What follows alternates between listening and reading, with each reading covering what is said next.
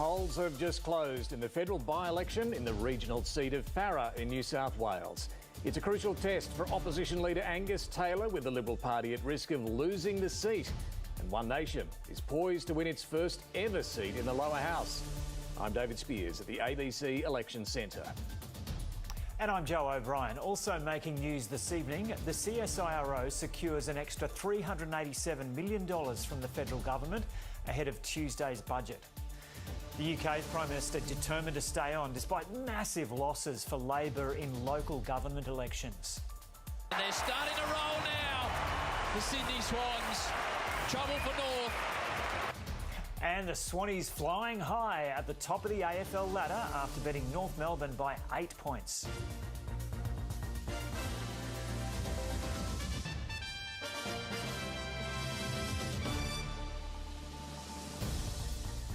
Hello and welcome to the ABC Election Centre. I'm David Spears, and in the next few hours we'll find out who the people of Farrer have elected to replace the former Liberal leader Susan Lee.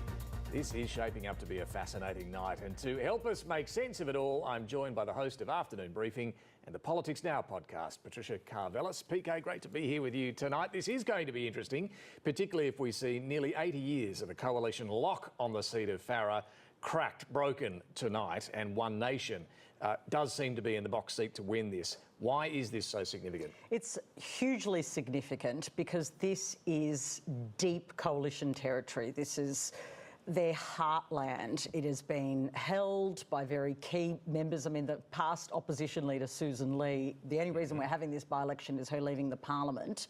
This is the safest of Conservative seats. And before her, it was Tim Fischer, who was, of course, Nationals leader and Deputy Prime Minister. So you can't get any safer. So if the Liberals and the Nationals are, as they are tonight, fighting for their literal survival in places where they should be flourishing, especially at a time, let's be clear here, there is a federal Labor government. It's extraordinary stuff that One Nation is even being seen in these terms. If One Nation is able to be successful tonight, I think it really does create a permission structure for people to start electing One Nation MPs into the lower house, something they've not been able to do before, David. No, I think that's right, and I think we're already seeing that permission structure if what the polls and the conversations are showing in Farrer prove to be true tonight, and that is quite a sea change. One Nation only 12 months ago secured a 6.6% vote in Farrer. Let's see where they end up tonight. There is a flood of support going their way. But the other one to watch is, of course, the independent candidate, Michelle Milthorpe, who did run pretty close to Susan Lee only 12 months ago and will do well in the main centre of Albury in particular. I want to show you that vote counting is, in fact, underway. These are some pictures, the first pictures of the ballots being tipped out for counting by the Australian Electoral Commission there in Albury, which is the main centre in Farrer. Also with us tonight, the ABC's Chief Elections Analyst, Casey Briggs. Casey, great to see you. And tell us a bit about this seat, because it does stretch over, well, quite a distance, and there are some different issues in different parts of this seat. Yeah, evening, Spearsy and hi, PK. We've got a touchscreen. We've got those green ballot papers being tipped out. It's feeling like an election. Polls have closed, and this is the territory being fought over. This is Farrer. All 126,000 square kilometres of Farrer, bigger than many small nations, all the way from Albury in the eastern side, all the way up to the western border of New South Wales. And these dots, they're the more than 90 polling places that we're going to see reported through the course of this evening. Perhaps to understand the geography of Farrer, we should start with the results of the last election. This was what it looked like in 2025. A lot of blue. Lee was the candidate, and you can see a lot of blue. This was a blue-grey race. Independent Michelle Milthorpe versus Susan Lee, the former Liberal leader who won most of these polling places, except, crucially, in Albury, where about a third of the votes in Farrer will be cast and were cast last time, where we had Michelle Milthorpe winning those booths, in some cases winning them quite healthily. The booth of Hume, she won by a margin of more than 11 percentage points. So Michelle Milthorpe did a very good job last year, coming closer to winning this seat than Labor had managed in 50 years.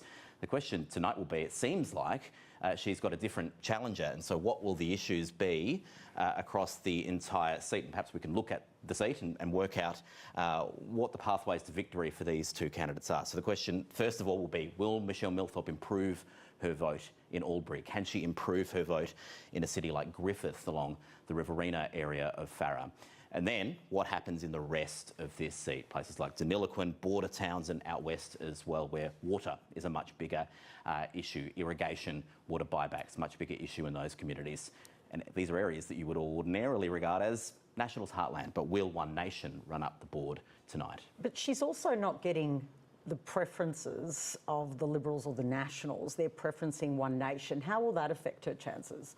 So lots of people, most people make their own mind up when it comes to preferences, but we do know preference recommendations from major parties make some difference. So we might see, if it's a close race, those Liberal and National preferences, depending on what the primary votes are, obviously, for those candidates, may well make a difference here. Just on preferences quickly, I can tell you we will tonight be getting a preference count between the independent Michelle Millthorpe and One Nation's David Farley, sort of in line with the broad expectations and the expectation setting of the two coalition parties, that they seem to think that might well be the final result. But that's tonight extraordinary, as well. isn't it? But that is already extraordinary, Yeah. right? We don't have a coalition party. We don't have a major party, if you like. We may need to revisit what that means at some point soon.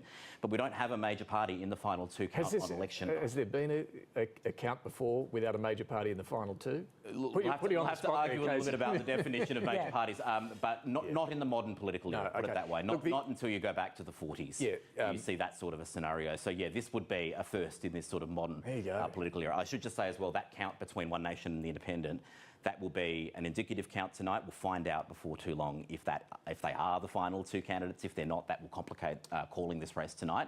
But I can tell you now that's what we're going to get tonight. All right, well, I'm glad you're here with us. And just to let people know briefly, Casey, before any of the numbers start coming in the early part of the count tonight, it's typically the smaller booths that will be reported first. So you would expect those smaller rural parts of the electorate to come in first and come in strong for One Nation before we see the bigger centres, like Albury, coming in a little later. Yeah, there are more smaller booths out in this part of the seat along the river and toward the west, and they're the regions that expectations seem to be One Nation will do better in.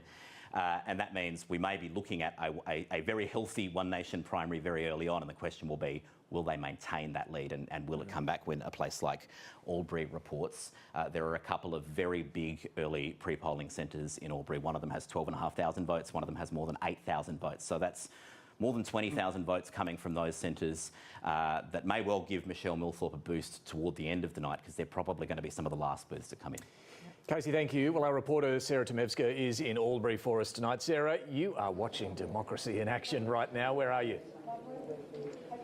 Spearsy, I am here in the centre of Albury at the largest vote counting centre in the electorate of Farrer. You can see behind me, Australian Electoral Commission staff are busily counting the ballots. They're joined by more than 40 scrutineers from each of the 12 candidates in this by-election. Now, the AEC is tempering expectations of a result tonight, particularly if it's not clear who the front runners, the top two candidates are. As you say, we are expecting to see results from the smaller regional booths first that are expected to favour One Nation before results from larger centres come in. We know that 47% of voters in Farrer cast their ballot before today. That's 55,000 new ballots cast today. And I'm told that staff and volunteers will be going through those votes all the way up to midnight. All right, it's going to be a late night for them. And Sarah, this, as we've been saying, appears to be a two-horse race, or it's expected to be a two-horse race between One Nation's David Farley and the independent Michelle Millthorpe. What have you been picking up in your time on the ground there about how the two are lining up, what their respective chances are? Yeah, well, just first of all, speaking to both Liberal and National Party volunteers, there is a real sense of resignation. One coalition MP said to me, we've lost Farrer, the first time in nearly 80 years. Now, Michelle Millthorpe is a very well-liked and respected local candidate, but speaking to her today, she did acknowledge the feeling here is different to the last time she ran for the seat of Farrer at last year's federal election, when she won every booth here in Albury. The main difference being that One Nation has entered the contest. And speaking to voters coming out of polling centres today who are going to vote or did vote for One Nation, there is a sense that this isn't just a protest vote. It's not just about being frustrated with the coalition or with the major parties, but they actually do believe that One Nation presents a credible alternative. So there is mixed views. Obviously, still a lot of local support here for Michelle Milthorpe, but the fact that the One Nation vote is firming even here in Albury, where her vote is expected to be strongest, will be cause for concern for her. Yeah, Sarah, thank you. We'll come back to you a little later. And just to underline the point Sarah's making there, I spent a couple of days at the end of the campaign there in Albury mainly and at the early voting centres, and even there in Albury, really struggled. I couldn't find a Liberal voter. Which is extraordinary. Someone willing to vote You Liberal. couldn't find somebody who would declare that they would No, vote Liberal. and so it was 50-50. This is in Albury,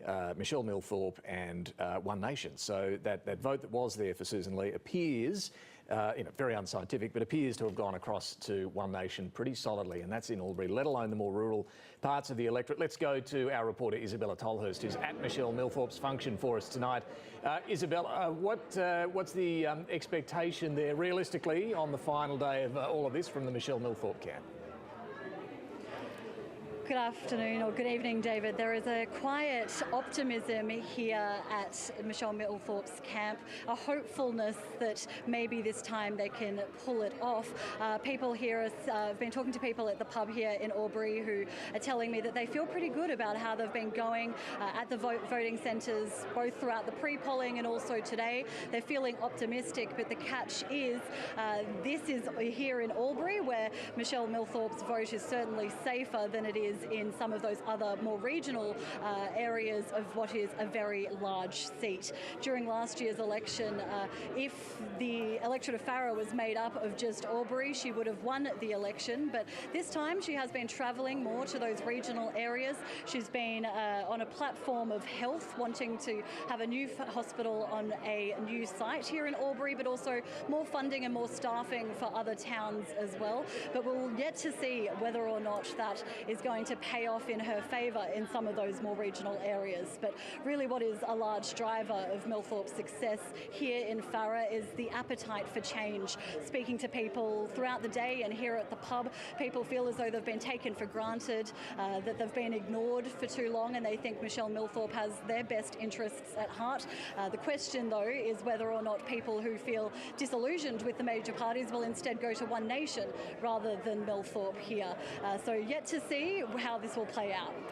Isabella, thank you. We'll come back to you as we see some early results come through and whether it is going to be a nervous wait for Michelle Milthorpe this evening. The other point to make about Michelle Milthorpe, Labor 12 months ago had a primary vote of about 15% there in Farrer, never a seat they've won.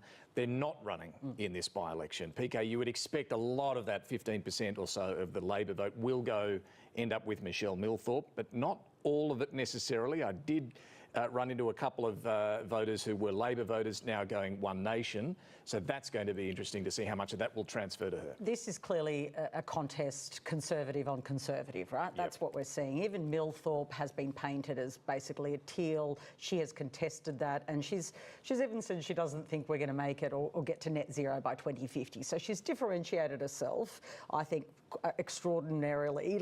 She's not just the same as the City Teals. I do think that's relevant, but yeah, I think that some of those votes will break One Nation's way too. Don't forget, Labor is also watching this by-election closely. The One Nation freight train coming the way of the Conservatives. They are watching it because in the UK, for instance, Reform has romped it through today and hurt Labor. So that's a future problem, but a real potential problem. It's the coalition being hammered by this One Nation wave right now, but you're right. The next threat is to Labor. We saw it a little bit in South Australia in the state election there a short time ago, overnight in the UK, with Reform really eating into Labor's votes at those local government elections. Let's head now to the Nationals, where the party's leader, Matt Canavan, joins us. Matt Canavan, you've been spending a lot of time in the seat during this by-election campaign, camping out in your swag as well. I'm not sure whether the chilly weather over the last couple of days, this contest in particular, was a bit tough in the swag. But what can you tell us about what voters have been saying to you about the Nationals there in Farrer? How are they feeling about your party right now? We've actually had a very welcoming reception, David. We haven't run here for 25 years, not one, we just haven't run. We haven't been on the ballot, brand hasn't been on billboards and the like, so it's been a superhuman effort from our campaign to reintroduce ourselves to this part of the world.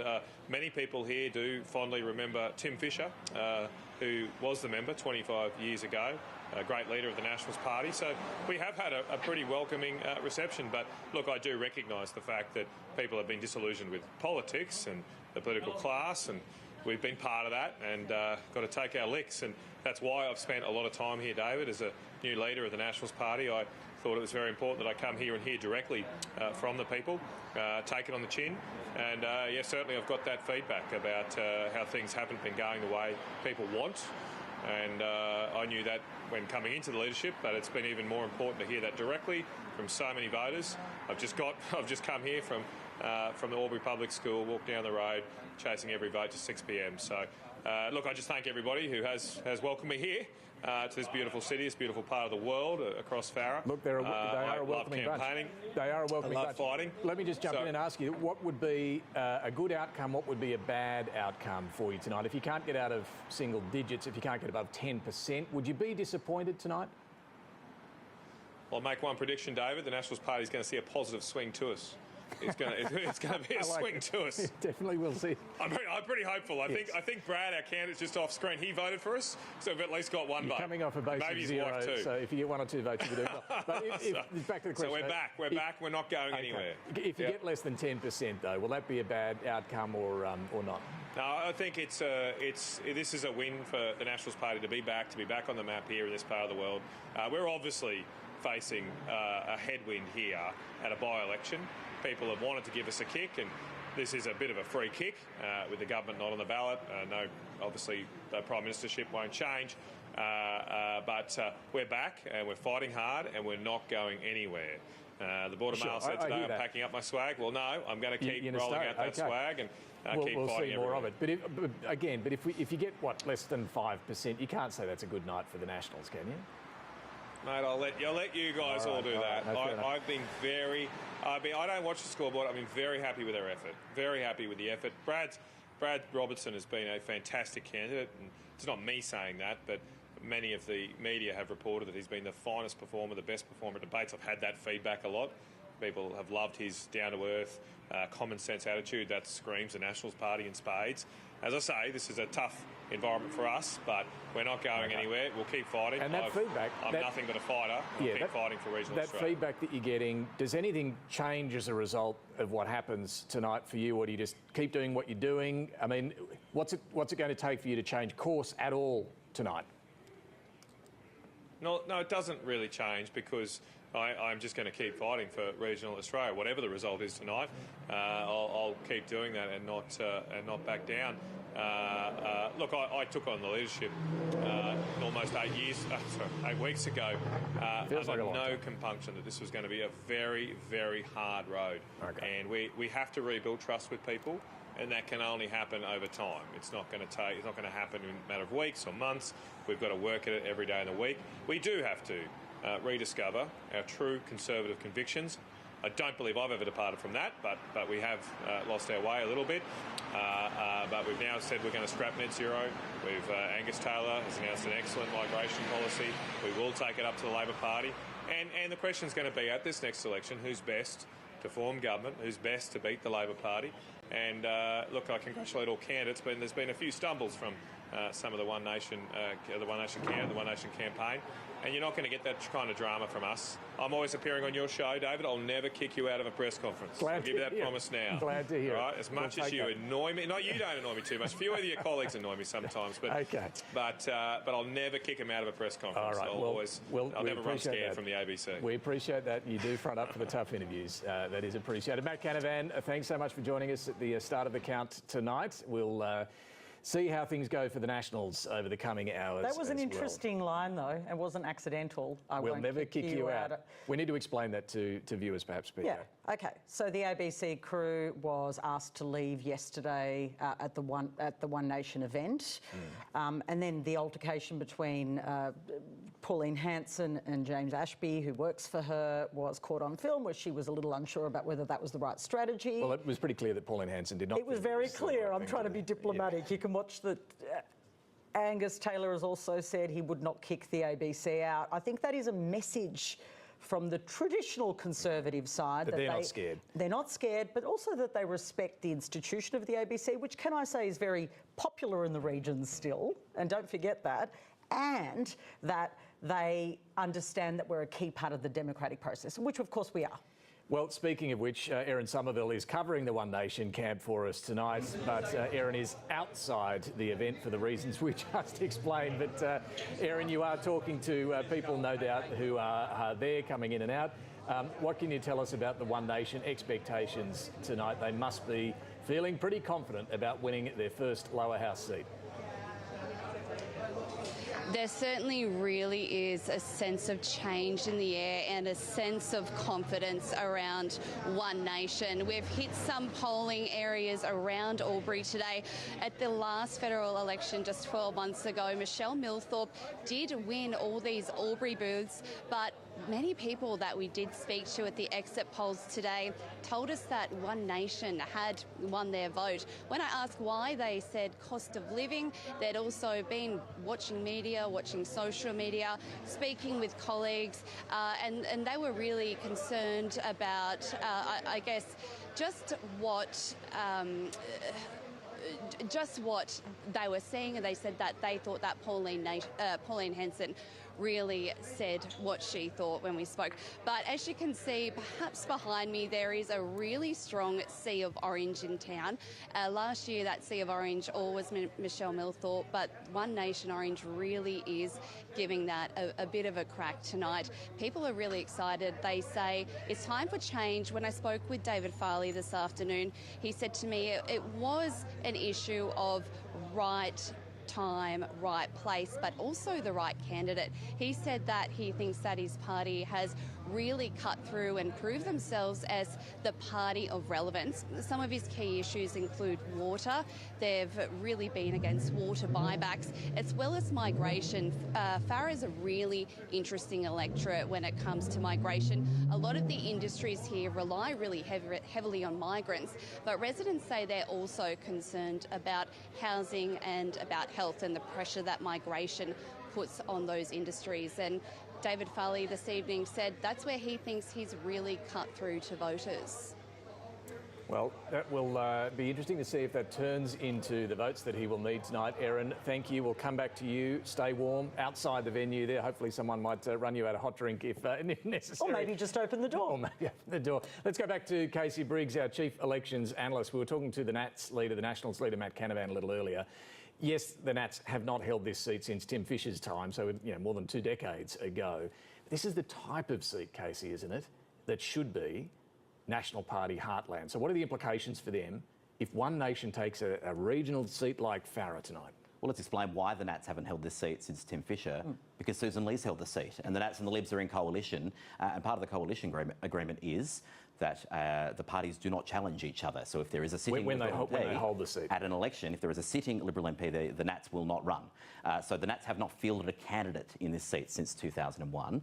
And when we did last see the Liberals and Nationals competing against each other, Susan Lee won by 206 votes. It was a very close race here, and we'll keep drawing on this map over and over again. We have a couple of large regional centres, yes, about half the votes across these two seats, but the rest of this seat you would think would be much more friendly to the Nationals in a, let's go quote unquote, normal political world, a 2022 political world, how about we say.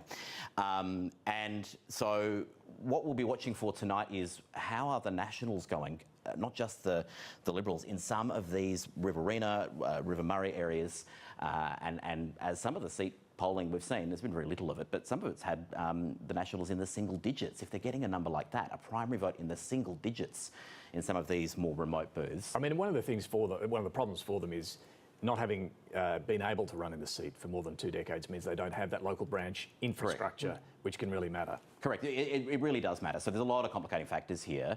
But if the Nationals' performance is particularly poor, one of the things that we might be watching for is, well, what are the seats around Farrer? Because it is typically a national seat. What's this seat here? That's Parkes, held by Jamie Chafee, a national. What's this seat here? Riverina, Michael McCormack. Yeah. We've got Mallee, a national seat here. We've got the seat of Nichols. 4 Nationals seats, and then this one here is Indi on the very end, just south of Albury. So 4 national seats that are won on margins of more than 10% last year, that potentially we might be looking at the Nationals getting a single-digit primary vote in Farrer when they've been able to contest it again for the first time in 20 years. Yes, you don't normally see them going up against each other in this way, so that will deplete the primary vote of both sides. But if the Nationals' performance is particularly poor, if One Nation is clobbering them in some of these remote booths, you would think there would be nervous MPs all around Farrer watching and thinking about what happens next. Well, that's it, PK, isn't it? Casey, thanks, because if they win tonight, One Nation, the confidence that will give them. Pauline Hanson's got a brand new plane, as she the sexy new plane she has, that's right, yep. She's going to be going to all of these, Casey pointed to the ones surrounding Farrer, let alone the rest of the country. She'll be eyeing off and visiting all of those seats. Okay, so if they are successful tonight, which they're widely tipped to be, but until the votes start coming in, we are very, trust the APC because we're waiting for the actual votes. The fact that the seat can't be polled well, I think, should make us, just hold our fire a little bit, although all of the anecdotes tell us that this is the direction. But I think that the biggest story here is that you've got Barnaby Joyce in the lower house already, of course, because he defected. Then you'd have this additional MP, so that's a party of 2. And I think that does provide a sort of structure to say, hey, this is okay to do. Now, in the past, there was a sense of kind of the shy voters that were One Nation voters. There wasn't a sense of pride. You've noticed a shift in the electorate. Absolutely. Where there's an absolute pride about this anti-establishment Just on movement. that, I mean, you and I have done Vox Pops over the years for a long time, where you go out and talk to people about how they're voting, and that shyness was always there with One Nation voters. Even if they voted for them, they wouldn't tell you. No, and it really struck me, spending a bit of time those last couple of days, proudly saying One Nation, voting One Nation. So it has changed. And a more diverse group of people saying they want to vote One Nation too. So, it's really shifted in the demographics. Joe O'Brien, we'll go back to you and return when we have some actual numbers coming through in this Farrer by-election count. OK, David, so the only breaking news from the Farrer coverage at this stage is Matt Canavan saying the Nationals' votes are going to be up. What's your best tip on when we're likely to see those first little booths reporting what's happening there, and then the bigger booths coming back? Yeah, I would imagine in the next half hour we should start to see some of those early counts come in from those tiny booths, but we won't see some of those bigger centres until a little later this evening. But it will always be interesting to see those smaller booths, and in particular that One Nation vote. Just to remind people, 6.6% 12 months ago in Farrer for One Nation. They're expected tonight to land in at least the 20s, so we'll see. OK, we'll go back to you soon. Thanks, Joe. To other news now, Australia's National Science Agency will receive a funding boost in next week's federal budget, but it won't stop the CSIRO from pushing ahead with hundreds of job cuts it announced last year. James Viver reports from Canberra. Tuesday night's budget will contain an extra $387 million over the next 4 years for the CSIRO. The funding is in addition to the $278 million announced in 2025 and tops up the agency's existing near $1 billion annual funding allocation. In addition to this, the Australian Centre for Disease Preparedness in Geelong will receive an additional $38 million a year from 2030 to 2031. The Albanese government says the CSIRO is critical to the national interest and to solving some of the country's biggest challenges. Despite this announcement, Australia's National Science Agency will still face significant job cuts. The CEO of the CSIRO, Doug Hilton, said this funding will make the agency more sustainable. This funding injection gives us real workforce stability into the future. That doesn't mean there won't be some changes, because we should always be looking at the skills we need year on year to deliver the best possible science for Australia. The CSIRO Staff Association, part of the Community and Public Sector Union, says 1,150 jobs have been cut in the last 2 years.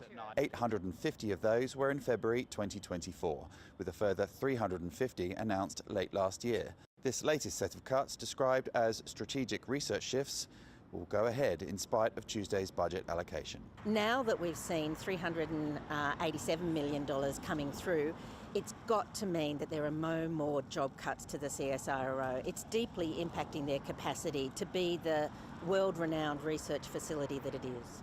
Some of the agency's previous scientific achievements include the invention of Wi-Fi, long-wear contact lenses and polymer banknotes. James Fiver reporting there. Australia has secured 4.5 billion litres of fuel that will be delivered over the next 4 weeks. 55 ships are on their way to Australia, which is one down on last week's figures. Energy Minister Chris Bowen says he's confident there are adequate supplies en route. We have 2.3 billion litres worth of diesel contracted to be delivered over the next 4 weeks, 783 million litres of petrol, 450 million litres of jet fuel, and 940 million litres of oil. That's what makes up that roughly 4.5 billion litres of fuel. And the ceasefire between the US and Iran is hanging on just by a thread. The US has struck 2 empty Iranian-flagged oil tankers in the Strait of Hormuz, while Iran has renewed strikes against the United Arab Emirates. Laura Tingle, our Global Affairs editor, reports from Jerusalem. In the Persian Gulf, the story remains one of creeping escalation in tensions between the United States and Iran, which both continue to test the claimed and fragile ceasefire. After the exchange of fire earlier in the week, which saw Iran fire on 2 US destroyers and the US hit targets in Iran, there were fresh exchanges on Friday. The Pentagon said a US fighter jet fired precise munitions at 2 unladen oil tankers attempting to pull into an Iranian port on the Gulf of Oman. In return, there were more attacks by Iran on one of the United States' closest allies in the Gulf, the United Arab Emirates.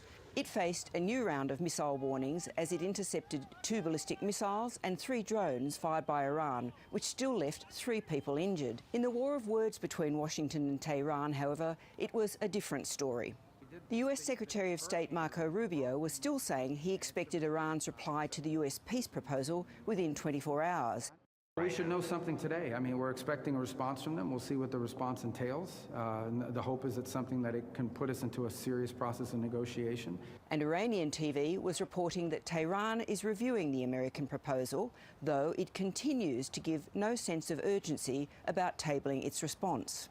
Iran's foreign minister effectively accused the United States of deliberately sabotaging the peace process whenever a deal was close, saying Washington repeatedly abandons diplomacy for unwise adventurism by turning to military action whenever a political solution is possible.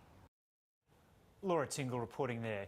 Ukraine and Russia have agreed to a 3-day ceasefire, according to US President Donald Trump. The truce will run until Monday and will take in Russia's Victory Day celebration, which is happening right now. The event marks the anniversary of the end of World War II in Europe. Russia is holding a slimmed-down version of the parade, citing an increased threat of Ukrainian attacks. Each country will swap 1,000 prisoners during the ceasefire. Clouds are gathering over the UK Parliament as pressure mounts on the British Prime Minister Sir Keir Starmer to resign. The Labor Party has suffered catastrophic losses in local elections in England and also elections in Scotland and Wales, with the right-wing Reform UK Party picking up more than 1,000 seats so far. As Labor seat after Labor seat began to fall, Sir Keir Starmer accepted responsibility early before things got worse. Let me be clear, these are really tough results. I'm not going to sugarcoat it. In Wales, Labor losing control of the Welsh Parliament after 27 years. And in England's councils, there's been a seismic shift, with gains for the Greens and huge wins for the right-wing Reform UK Party, led by anti-immigration campaigner and Brexiteer Nigel Farage. It started with 2 seats and has picked up more than 1,300. What Reform are able to do is to win in areas that have always been conservative, but equally, we're proving in a big way we can win in areas that Labour have dominated. We did it! Sir Keir Starmer led Labor to a landslide general election victory almost 2 years ago. But after a series of scandals and missteps nationally, voters have punished Labor locally. Short term, I think there probably will be a stay of execution until Labour MPs feel that they've got the best field of candidates to select his successor. No, I'm not going to walk away and plunge the country into chaos.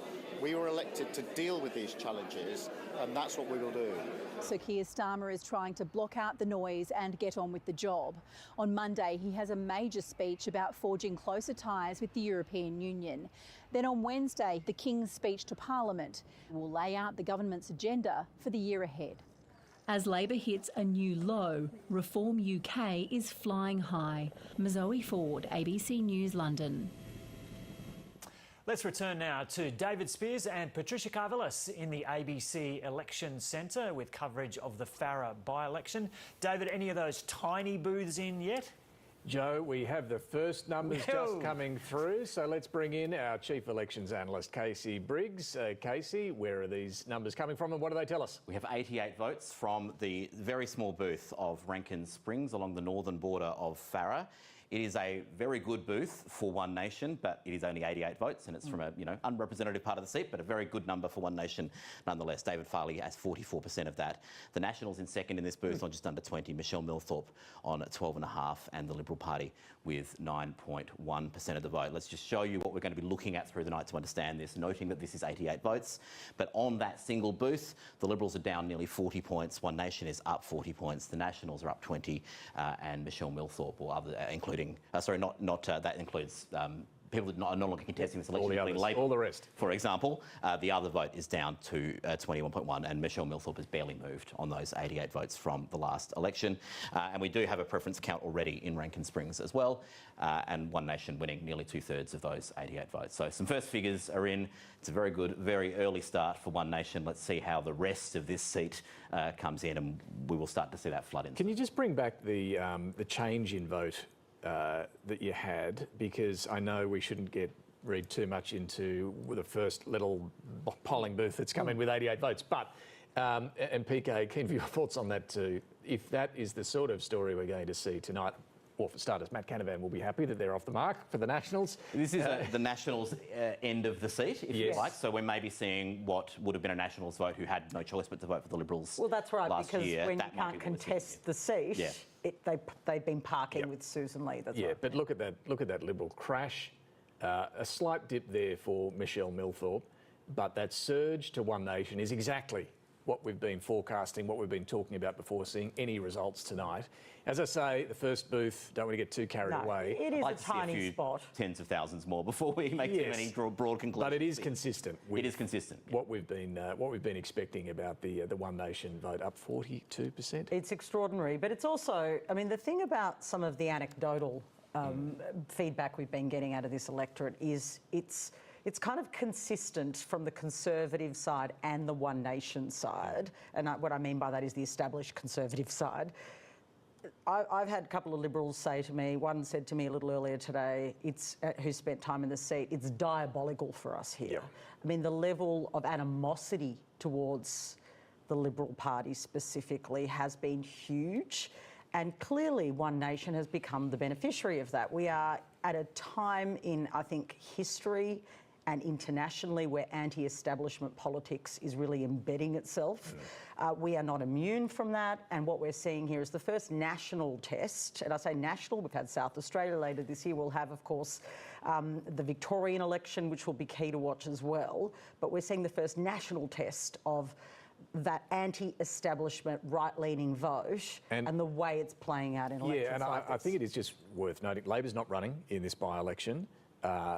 Certainly there is that anti-establishment, anti-major party view, and a lot of that is being felt by the coalition who are running, but it is in part also frustration with the Labor government as well from those who are going to One Nation. It's not like they have some love for Labor here either, but Labor is not running here, so it is the backlash against the major party that is in the field. and that is the Liberal Party, mainly, that we're talking about here in Farrer. Look, I'm not sure if you caught this today, but there was also a bit of controversy in Farrer with the Electoral Commission issuing a statement of concern over a sign that was placed outside a polling booth. This is it, the unauthorised sign. It uses fake AEC branding to highlight donations from Climate 200 and the progressive advocacy group GetUp to independent candidate Michelle Milthorpe. The AEC won an interim court injunction late this afternoon to allow them to remove the signs, which they've now done. Evan Eakins-Smith from the AEC is with us now. Evan, just tell us a bit about this. How many of those signs were there, and is it clear yet who is responsible for them? Yeah, g'day guys. There was only a few, so at 2 of the polling locations and a few at each of those locations. Not clear entirely, we have an individual's name, but not clear entirely in terms of any sort of affiliation. But we sought the injunction, as you said, we got the injunction and we have taken those signs down. So what's the rule or the law here when it comes to anything that looks like an AEC endorsed material? Well, the 2 issues with that particular signage, one was about the authorisation statement down the bottom. It was an incomplete authorisation statement, that's a key part of electoral laws.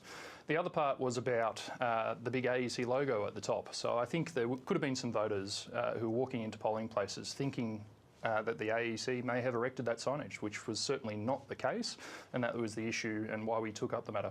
So all of those signs were removed, but it, by the sounds of it, was pretty late on polling day that they were finally taken down? Yeah, I think around 4 p.m. We first noticed it about 10 a.m, but we don't have power within our legislation to take signs down. That's why we had to go and seek an injunction. There's a conversation there, I suppose. It's a by-election, it's a single seat, not a lot of signage, although people of Farrer would probably disagree with that. But not a lot of signage when you compare it to 150 seats and all the forms of different signage on election day. So the speed is an issue. Are you suggesting there should be some power for the AEC to remove signage without having to go to the court, get an injunction to empower yourselves to do that? Yeah, well, there's a conversation there to be had. It's complex to run a federal election, just the logistics of running it. But of course, all of those sorts of legal determinations that could be made, all the issues that can come up in a time-limited window, which is election day, we don't have long to be able to limit the potential impact of something that is breaching the legislation. So it's a conversation, yeah. Evan Eakins-Smith from the Electoral Commission, thanks so much for joining us tonight. No problems. Let's go back to Casey Briggs now, who's got some further numbers coming through. What can you tell us? Booth number 2 has come in. It's from Burrumbuttock, which is much closer to Albury, although not really part of the city proper. 217 votes from there. Another good booth for One Nation's David Farley. He's got 60% of those 217. And Michelle Milthorpe down at 15%. Now, we're not in the heart of Michelle Milthorpe's key support, but you would have thought closer to Albury should be wanting a better number than that. Brad Robertson with the Nationals on 10, and the Liberal vote under 5%. Under 5%. Polling place. Let's have a look at this change in vote one more time. The Liberal vote crashed down 39 points. Michelle Milthorpe's vote compared to last year down 12 points, and One Nation sitting on nearly half the primary vote in Burrumbuttock. So another very good small early booth for One Nation. But an extraordinary result for One Nation. I mean, it is a small second booth, as you say, but that is... Too early to call it a trend, I suppose, Casey, but 2 small booths are telling a very similar story, aren't they, with that enormous One Nation surge and that crash for the Libs. And the crash for the Libs is actually quite significant because if you look at the sort of commentary in the last couple of weeks, the Nationals have been thought of to be at this very low ebb. What we're seeing actually is that the Nationals are doing better than the Liberals. Particularly, I understand this is not Albury, and it's not the centre, but that is significant, isn't it? But potentially. I mean, we may start to look at what is the combined coalition vote and the swing away from the coalition at some point here. And here we're looking at a swing away from the coalition of 30 points and the Nationals outperforming the Liberals. Again, I'm always very reticent. I know we've only got one seat to talk about here. We've only got a very small number of booths. I'm always very reticent to draw too many conclusions from a couple, but 2 very good booths for One Nation. If that pattern continues, this might be a short night, but, no big urban centres. We love your reticence, you know that. Exactly. We love it. It's very important. Very important. We'll come back to us, Casey, when you do have some further numbers through. Of course, this whole by-election caused by the resignation of the former Liberal leader, Susan Lee, who was ousted from the job by Angus Taylor, and Jane Hume became the deputy leader nearly 3 months ago. Jane Hume joins us now from the Liberal HQ tonight. Thank you very much for joining us this evening. And what are you seeing any further numbers or hearing anything from scrutineers that suggest anything beyond what we're seeing, which are these two early booths which have some pretty bad news for the Liberals? David, I think it's a little bit too early to tell. We've only just started gathering together after people are leaving their booths. There's scrutineering still going on, counting still going on. So I'd imagine as the night wears on, we'll be able to talk to you a little bit more about what the numbers look like. But in the meantime, we've got an awful lot of weary volunteers that have been out on the booth today for hour upon hour. It was, I think it was 10 hours on the booth that I was on. And there was the good spirit in the air, like everyone was in a buoyant mood. But that's what happens in a by-election. I think is there's always lots of volunteers from every party, and everybody shares a coffee and gets a muffin. And I think that's very true. It's always a bit of fun. It's This a is what very we're good here point. to do. You get the occasional blow-up. We saw one of those a few days ago. But generally, a lot of the volunteers, even if they're diametrically opposed politically, can get on and be civil, and that's always good to see. But, we do. But in terms of what's at stake tonight, what would be a worrying result for the Liberals? If you end up in the teens tonight, is that going to concern you?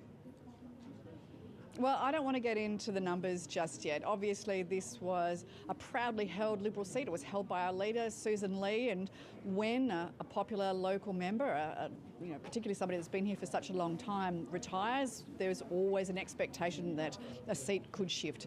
Potentially that's what we're going to see tonight. The message on the booth was pretty clear though. As people came through, they were really angry about the Albanese government. People were looking for their Labor candidate, and of course there wasn't angry about a Labor the Liberals? candidate. Labor didn't field a candidate. Well, they didn't express anger to me or to, I don't think to Raisa directly.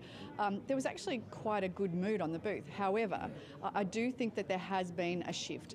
And yeah, they were really angry about And what do you think that's about? There were What's people the shift wearing about? "Make Albo Go Away" hats. Right. Yeah. What's the shift about? They're very cross. They're cross about the standard of living going backwards, I think, so far and so fast just in the last 4 years alone, and they want to see a change. The message was certainly for change. It was interesting being on the booth and listening to a number of different people from different parties calling for change. But the shift away from the Liberals, I mean, Susan Lee, 12 months ago, 43% primary vote. Clearly, it doesn't look like you're going to get anywhere near that. What's that shift about? What do you put it down to?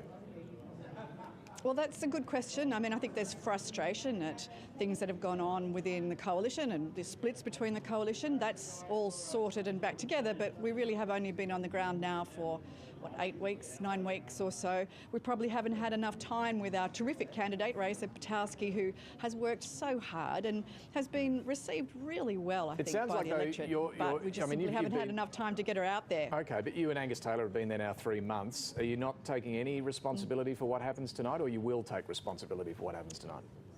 Oh, no, I think it's been great actually working here on the ground with Angus in the last couple of weeks. Both of us have been here an awful lot, as have a number of our colleagues, which I think has been well recognised, and everybody's been working hard. I do think that there will be opportunity, though, at the end of this process for reflection, some introspection to say, hey, this was our first opportunity to go out there and really listen to the frustration of voters on the ground. They were telling us how angry they were. They were telling us how frustrated they were about the lot that they have. Now, that wasn't necessarily directed at us, it was more directed at the government, but it may well be us that pays a price for that frustration tonight. Do you, Jane Hume, think it was a good idea for the Liberals to preference One Nation ahead of Michelle Milthorpe? I'm not going to speculate on preferences. That really is a decision for the party organisation, not for the candidates and not for the politicians themselves, with good reason. But you're the deputy leader of the Liberal Party. You can't say tonight, whether this was a good idea or not? Well, whatever the result is tonight, it will be the candidate that has worked on the ground for a long period of time, that has done what needed to be done, that's delivering the messages that the voters of Farrer wanted to hear. Now, whether that's the candidate that can actually deliver the changes that these voters want to see, that's another question. No, but and I think but it's just back to the question, Angus and I, and it's on us to be able to reflect that mood, that need for change, that desire to see something different. But this question of preferences is a big one. Angus Taylor very strongly endorses the decision to go to preference One Nation ahead of Michelle Milthorpe. Tonight, you're not willing to say whether that was a good idea. Well, I think one of the issues that was so important that came up from our membership base here, Liberals, over and over again, was two issues. One was water and the other was the local hospital. Now, water in particular was one that we were really concerned about. With the Teals, they have collectively campaigned against, in favour of water buybacks, not against Michelle water Milthorpe, buybacks. though. That was a very different policy for us. Well, I think she had Helen Haynes standing next to her, she had David Pocock standing next to her, and she had Simon Holmes à Court and Climate 200 behind her. All of those have campaigned in favour of water buybacks. We were against water buybacks. That was a really important issue for us. All right, but just one more time to be clear for everybody, so we're not, misinterpreting. You're not willing to defend the decision to preference One Nation ahead of Michelle Milthorpe. No, that's not at all what I said. I think preferences, as I was very clear, are a decision for the party. Our job is to keep and retain a seat in order to get into government. That's pretty clear. If the decision was made that the preferences should be in a particular order to affect that, so be it. All right, Jane Hume, Deputy Liberal Leader, thank you very much for joining us this evening. Thanks, David. All right, PK, what do you make of that? Because this question of the preference decision, it's always been it has for a long time been a vexed one for the Liberal Party. John Howard famously as Prime Minister made the decision to put them last. Lots changed since then. But in this context of this by-election, it was always going to be a really tough call for them. They made the call. Angus Taylor, as I said only a couple of weeks ago, was adamant this was the right call. What do you make of Jane Hume? Well, it wasn't exactly a full-throated defence, was it, of the strategy? She used that formulation which people would have heard, especially political diehards watching this coverage of it's the party that makes that, distancing herself really from the decision and definitely not defending the decision because it's a very contentious decision, David. Explain why. It's contentious because of the history that you mention. I mean, it was actually people like Ron Boswell, who was, a very well-known national who campaigned to put One Nation last. So that's the history that you've got the most conservative people who believed that it was a big and dangerous mistake to legitimise One Nation and to embolden One Nation. Here we've had Angus Taylor make a deliberate decision to preference One Nation above the independent, which tonight could really be one of the reasons they get across the line. We'll see as the votes come through, but that will be key. And that will legitimise them, and I used the term earlier on in the broadcast, the permission structure. If they are able to win their first lower house seat, that begins the process of legitimising them. And in other electorates where they may run, voters thinking, well, it's happened before, it's normal now. You start normalising something, and in fact, the decision itself might put them further away from power. So they actually could have just shot themselves in the foot by making this decision. The other criticism internally of doing this too is that it hurts the Liberal brand in the urban areas like Melbourne. Jane Hume is a Victorian. There's a Victorian state election coming up in November. The fear is this is going to hurt them, particularly amongst multicultural communities in urban parts of Melbourne. And there will be a campaign in those seats to say that Angus Taylor, if he remains the leader, has got too close to One Nation, has legitimised One Nation. If they tonight lose Farrer, which is widely tipped, if the Liberals lose Farrer and then can't win some of these city Teal seats, what is their pathway to majority government? It's a very good question. Let's see what is going to happen in Farrer. We only had a couple of booths come in earlier. Casey Briggs has got some more numbers for us. Two more for you. Two more. So we're still getting this dribble of booths in the 1 and 200 kind of number of votes. Let me show you on the map what we're looking at now. We're getting a consistent picture across the small booths we've got, which is one kind of part of this seat. 300 votes in Barellan, David Farley winning nearly half of them, Michelle Milthorpe winning 18.5%, the Nats and Libs, Brad Robertson 12%, Raisa Bukowski on 6.3%, so another booth in the single digits there. Have a look at the swing here. Now this is one where we're seeing a swing toward Michelle Milthorpe on primary as well as One Nation. So Michelle Milthorpe has improved her primary here. Having said that, One Nation still has nearly half the vote. So we're still seeing a patchiness across different booths. And again, near the booth we just looked at, Bundry, David Farley has more than half the primary vote. Raisa Bukowski here running second, 14.6%. We've got a bit of a tussle in these booths about who comes second, third and fourth. We've got, potentially a kind of very competitive race there in these rural booths. If only rural parts of all of Farrer were voting tonight, I'd be pretty confident in saying that One Nation's won. They probably wouldn't need preferences. We wouldn't need preference. Well, they might be winning it on primaries That's what I mean. in the small rural booths. The question is what happens when Griffith and Albury come in, and We won't know that till later. in the other way around. So at the moment, One Nation would be thrilled because they're winning these booths on primary votes. Let's just see what happens. But four booths in. Let's have a look at the seat-wide figures. Actually, we should do that for the first time. Now we've got a handful of booths in. 1% counted. A fifth booth has just popped in while we've been talking. David Farley 46.4, Michelle Millthorpe 21.8. You're not going to win from there if that's the number at the end of the night. What does that look like in terms of a change in vote across all of Farrer? A projected swing, so this is where we think things are going, but cautioning that we are expecting patchiness across this seat. The Liberals down 33, One Nation up 37, the Nationals up 9, Labor not running their 13.2%, also sort of dispersing across candidates and potentially some of that going to One Nation as well. Well, that's interesting, that point you just made at the end there, that Labor vote, Labor's not running, so where's that vote going? It does appear from that, I mean, a little bit going to Michelle Millthorpe perhaps, but a little bit also could well be going to One Nation. The laws of arithmetic suggest that, there must be Labor votes going elsewhere other than Michelle Millthorpe.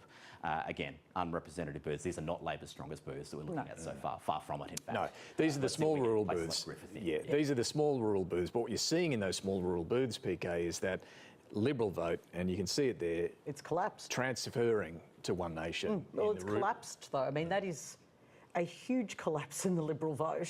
That is, I think, deeply significant and would be. I mean, I think it's important for us to just put a set of structure around this. When Angus Taylor won the leadership 3 months ago, close to 3 months ago, one of his reasons for actually taking the leadership of the Liberal Party was to stem the bleeding to One Nation. On the right. That was the objective.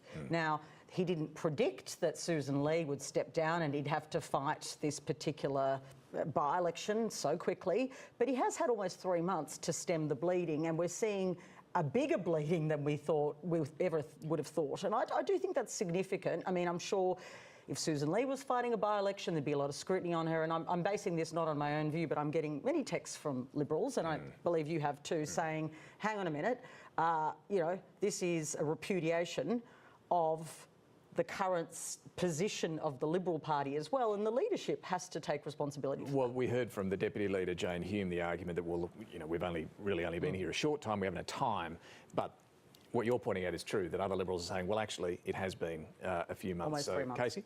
And Spearsy, just setting aside the question of who wins the seat of Farrer, who is the MP for Farrer in this parliament for the rest of this term, what we're seeing here is now a string of these small communities demonstrating an anger against their incumbent MP, against the Liberals and against the Nationals. You know, there are many of these communities across the country. Casey, we'll come back to you. Let's go back to Joe O'Brien now for the rest of the day's news. Inspector, what are you doing here? I was just passing through on my way back to London. As murders go, this one was pretty extreme. Does that mean that you're actually going to stay and help us solve the case, sir? In Paradise, murders are messy business. We're just going to keep digging. Oh, just got shivers when you said that. I should probably tell the police. You know, in London, we never have to deal with this sort of thing. Death in Paradise, tonight 7:30 on ABC TV, or stream the full season on ABC iView. Tomorrow. Come on in, everyone. Leave your old selves at the door and embrace your inner clown. The drama isn't just on stage. I've actually found my 40s to be my most sexually active. It's getting personal. Mum reckons she's getting a big star. Caitlin Allard. What? Believe that? Caitlin is her sister. You know, I could have sold out to Hollywood. I've got to get rid of Julia. I'm a corporate robot. Oh, chuckers. Oh, chuckers. Oh, enough chuckers. Bad Company. Tomorrow, 8:15 on ABC TV and ABC iView. Jim Bergerac. Guy gets murdered hours after he gets married.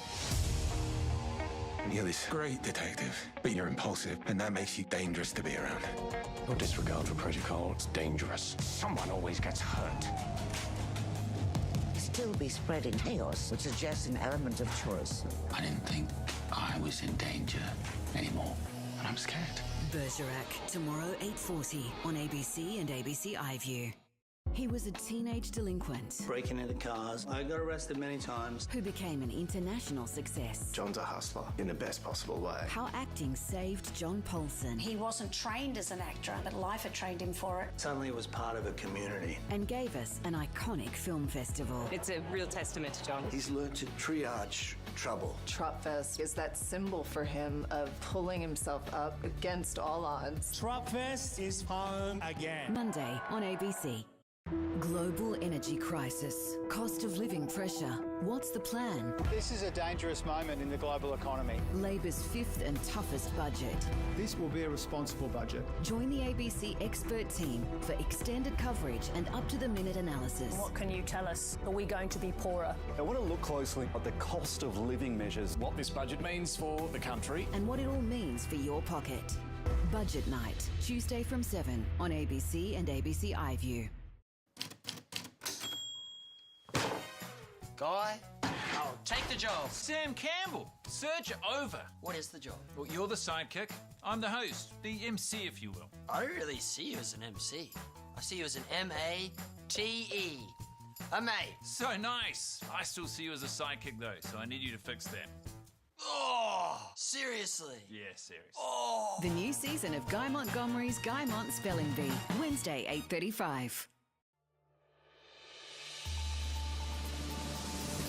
Counting's been underway in the Farrer by-election for an hour, with early figures showing One Nation's David Farley ahead, with just 1% of the vote counted. I'm David Spears. And I'm Joe O'Brien. Also making news this evening, the CSIRO secures an extra $387 million from the federal government ahead of Tuesday's budget. The UK's Prime Minister determined to stay on despite massive losses for Labor in local government elections. They're starting to roll now. The Sydney Swans. Trouble for North. And the Swans flying high at the top of the AFL ladder after beating North Melbourne by 8 points.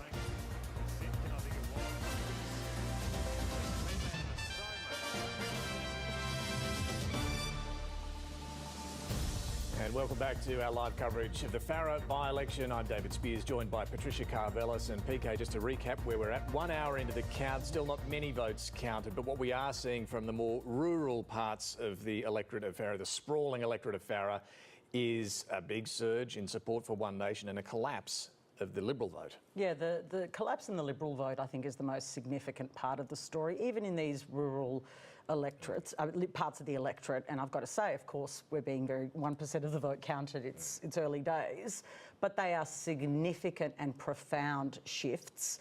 This, to be clear, after the Liberal Party almost held this seat, I think it's 24 and a half years under Susan Lee, who was their most recent leader. So a huge shift, and I think a really seismic shift for conservative right-wing politics in Australia in the results we're seeing. Yeah, it's backing up what the polls have been saying, but now they're doing it at an actual election in a federal seat. We saw it in South Australia in some of the seats in the state election there, but now at a federal level in the seat of Farrer, which has been a jewel in the crown for the Nationals and then the Liberals. Well, it doesn't look to be much longer. Let's go to Casey Briggs for a look at what the latest numbers are showing. Casey. Yes, because it's clear the coalition vote has crashed. We're still trying to work out just how much it's crashed by, but I think we can use that word fairly safely. This is, we'll remind ourselves, a seat in Western New South Wales from Albury all the way to the border, taking in the city of Albury, I should say, Griffith, and a whole lot of communities across New South Wales, 126,000 square kilometres. Susan Lee, the former Liberal leader, is retiring. Raisa Bukowski is the Liberal candidate, a local councillor and a lawyer trying to retain this seat for the Liberal Party and very much struggling to do so at the moment. Michelle Millthorpe, the Independent, and we didn't have room for who came very close, closer to winning this seat last year than Labor had managed in 5 decades, and we don't have room on this screen for the One Nation candidate David Farley. But let's have a look at the seat-wide totals for the moment. These count is really starting to tick up considerably in the last 5 to 10 minutes or so. 3.5% of the seat is counted. One Nation's David Farley still on just shy of half the primary vote.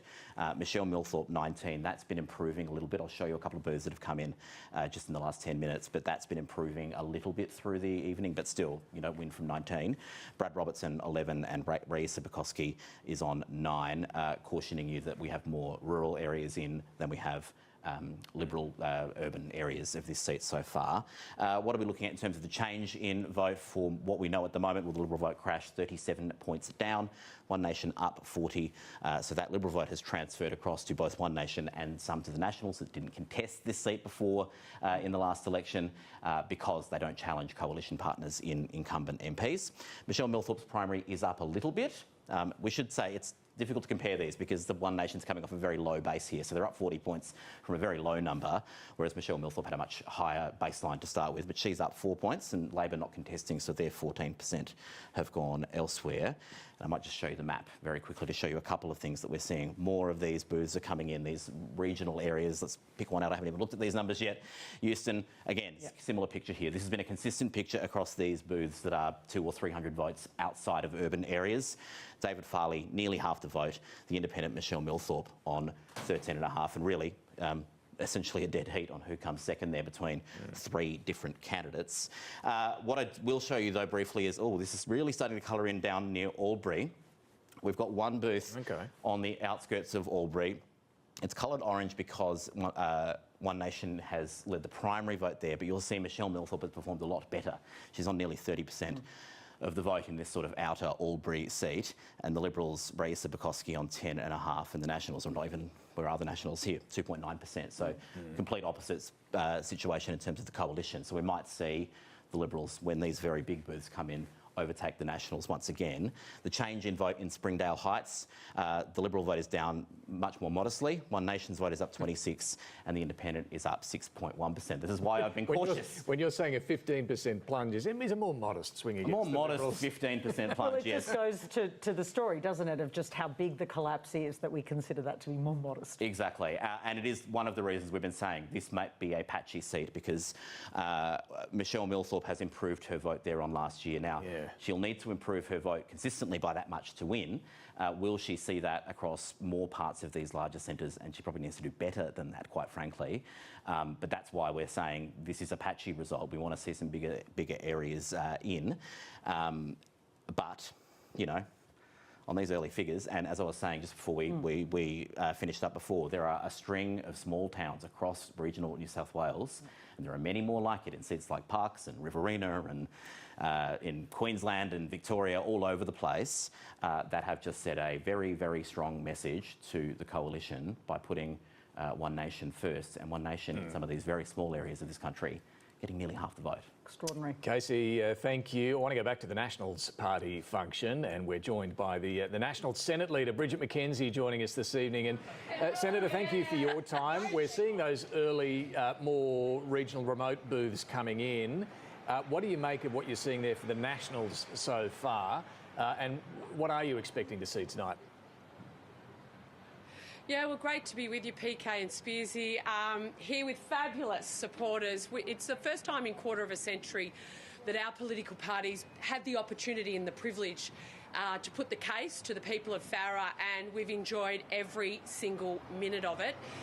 And we've found that local communities, whether here in Albury or right down the length of the Murray, Narrandera, Leeton and beyond, Griffith, have wanted to hear from our candidate, Brad Robertson. He's got a great track record as a former defence serviceman, someone that has backed the regional hospital here in Albury and has a water policy that this community's been screaming for a long time. So we've found a really positive response. We've run a great positive campaign, and as these numbers roll in, we're just excited that we're on the board. And we know that the Nats are back in Farrer, and I'm excited about tonight. You are sounding very positive about this. Nonetheless, we're seeing in those remote booths One Nation polling in the 40s. What does that tell you? That they're incredibly frustrated with Canberra. There's nothing new in that. We've been saying that for a long time, that the water policy out of Canberra has had a significantly negative impact on these communities, so why isn't both that vote at a going to you social guys, and to an the Nationals? economic. Why is it going to One Nation? Well, Spearsy, I'm telling you, there's a lot of frustration out. That's not news. No, it's not. Frustration my question is that why it's not with the going to Liberal you Party guys? and the Labor Party. Well, why isn't it going to the Nationals? So Well, it is going to the Nationals, what I can see. I'm sorry, I'm pointing up to the TV that you're on. Okay. Part of it is going to the Nationals, but you're right. There's a lot of frustration out here, and these communities are wanting to send a message, and that is what you're seeing out of these rural booths. This is not news to the National Party. We have took to the streets, we've taken to the dirt tracks, and we haven't left any. We've left it all on the field. Matt's been camped out, literally camped out here, and our candidate and our volunteers have been out everywhere for the whole campaign. And so, like, we've started from zero. We haven't held this seat for a quarter of a century. And so we've started for zero, and I'm very, very encouraged by the results that are coming in. You know, One Nation was always going to be a favourite. This is a Conservative seat. This is a Conservative seat. Well, the Labor Party that's didn't true, run. But we have not seen One Nation do anything you like know, this before. We have not seen One Nation polling at that sort of level in a regional part of Australia like this. Are there any lessons from tonight for you and the National Party? Anything that you think you need to take from this to stop One Nation simply gobbling up all of your territory in regional Australia? Well, Spearsy, as I've travelled out on the booths and in communities, like I've had One Nation supporters wanting selfies, thanking the National Party for the work that we do in Canberra on behalf of these communities and standing up for them. So we're going to keep doing what we're doing. We're going to prove ourselves to these communities, these industries that we haven't had a chance to do before. There's a lot of frustration with Canberra, and there was a lot of frustration locally because, you know, they had a local member who resigned before her time. And so that you're seeing that in the booths. This is democracy in action, and you had a Labor Party that didn't even show up to the party. So, you know, you want to be a party of government, you should actually be showing up to electoral battles like this. And you've seen the Labor Party in the battle down in Nepean, in Victoria, and now in Farrer, not even bother to field a candidate. Well, so if that One Nation, tells you a lot. If One Nation were to take some lower house seats, would you be open to forming minority government with One Nation? Spearsy, it's a great privilege to serve around a cabinet table of a government, and I think I have said to both PK and others, and Matt and others have said, we will work, if we have that great opportunity to form government and serve our country in that aspect, we will work with whoever will help us to do that. But our job is to actually try and win seats ourselves. I understand that, but what we're seeing tonight is One Nation looks like they're going to win this one, so you would be willing to work with them? Well, Spearsy, I'd be willing to work with anyone that wants to see Anthony Albanese leave the lodge, that wants to see sensible water policy for the Southern Connected Basin, and that actually wants to see regional Australia get their fair share. So, you know, I don't care what colour you are. I'm interested in delivering results and building a prosperous and healthy country, and I think we are going in the wrong direction, and the results show that. There's a lot of frustration with the government, with Canberra in these results. Do you think there's any good news here for Angus Taylor tonight, or do you think for the Liberal Party they need to have a look at where they're going wrong? Well, I've been a member of the Coalition leadership team since 2017, and it's not my job to comment on the Liberal Party. I'm very proud of the race that we've run here in Farrer. I'm very proud of our candidate, Brad Robertson, and our fabulous volunteers that have come from all around the country to help out our political movement. And that's what I am proud of and able to talk to. I think Angus has done a great job. Okay. Absolutely. I mean, look at our migration policy as a coalition, net zero, you know, water, committing to the hospital here in Albury. On any measure, the coalition, the Liberal and the National Party, took a suite of policies to this by-election that we're going to deliver for the electorate. And you're getting now, smashed. The results are coming in.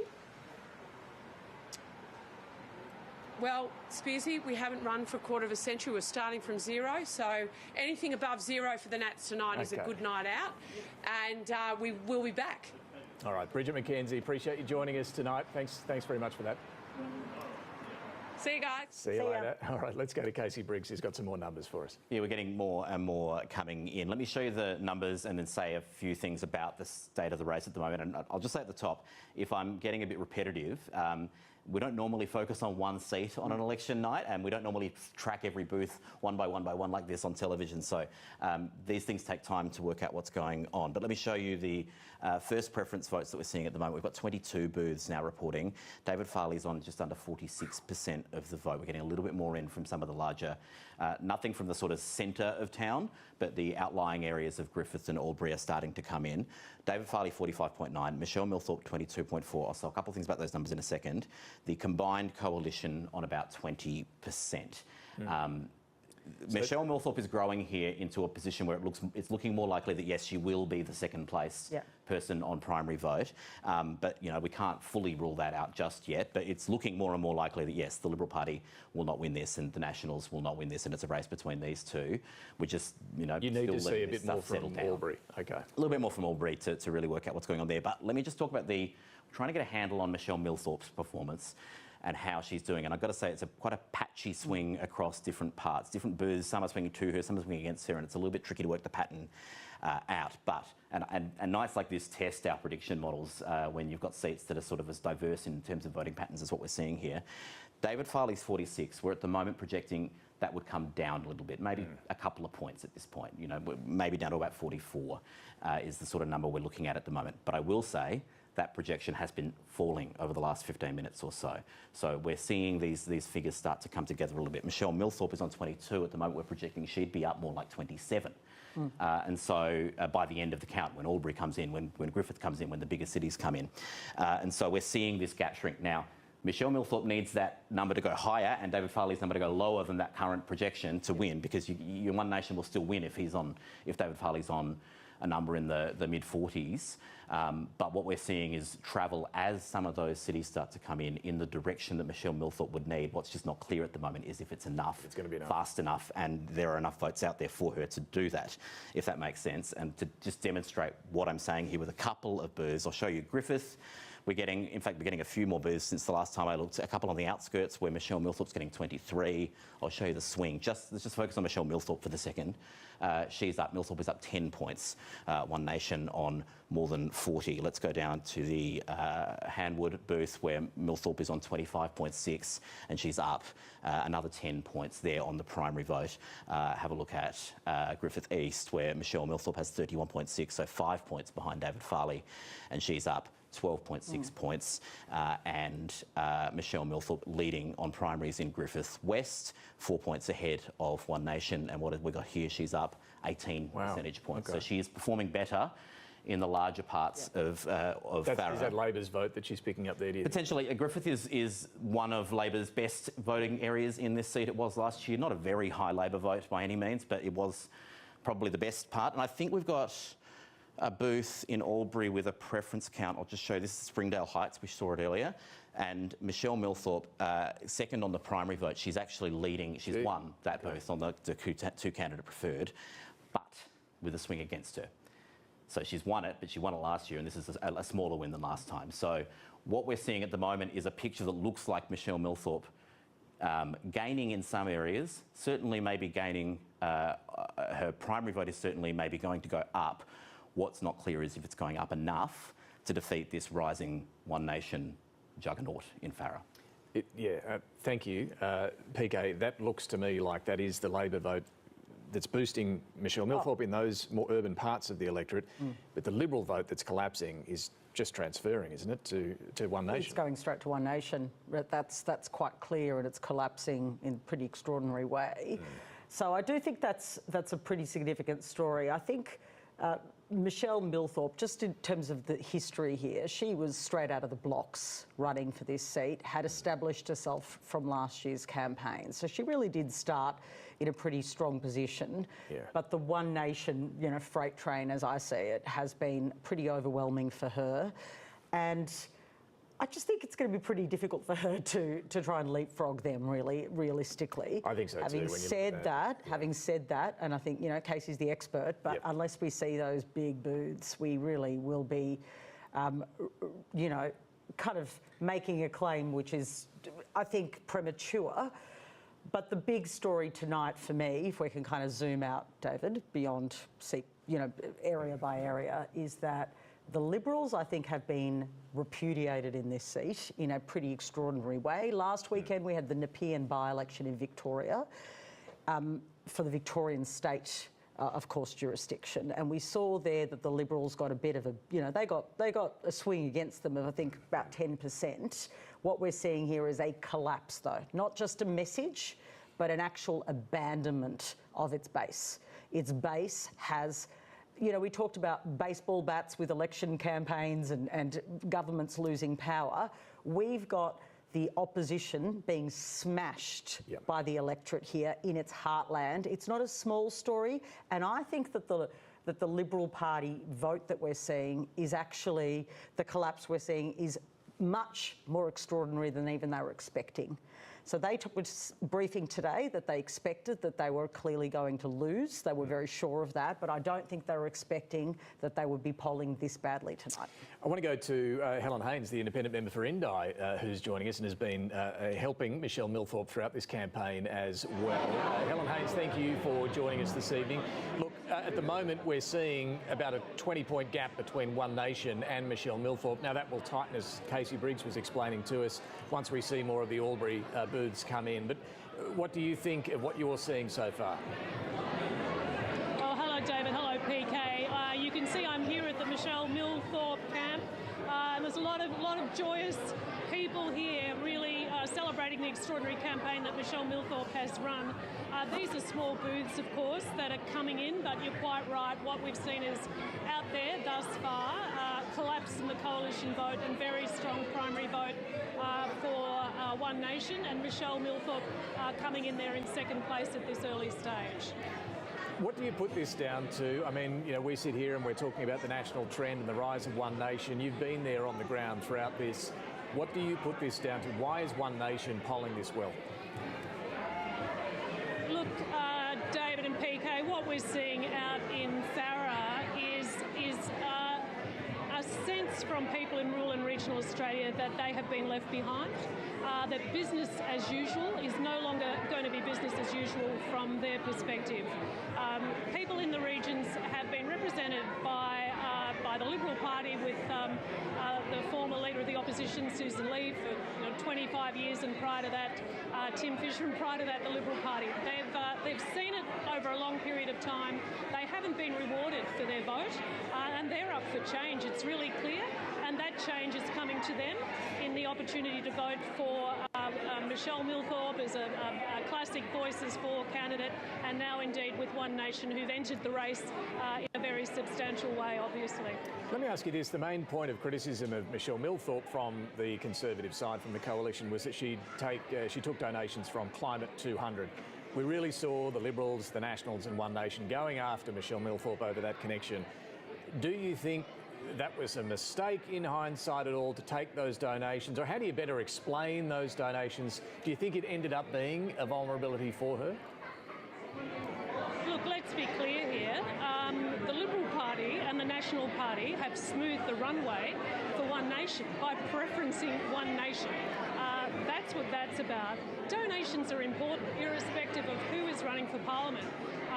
We need to examine and ask questions of every single candidate. Of course, it is an attack on Michelle Milthorpe. There wasn't much to attack Michelle Milthorpe on, let's be honest. When you compare what's come out about the One Nation candidate, I think that there was very little to sledge Michelle Milthorpe on, and that's the standard line.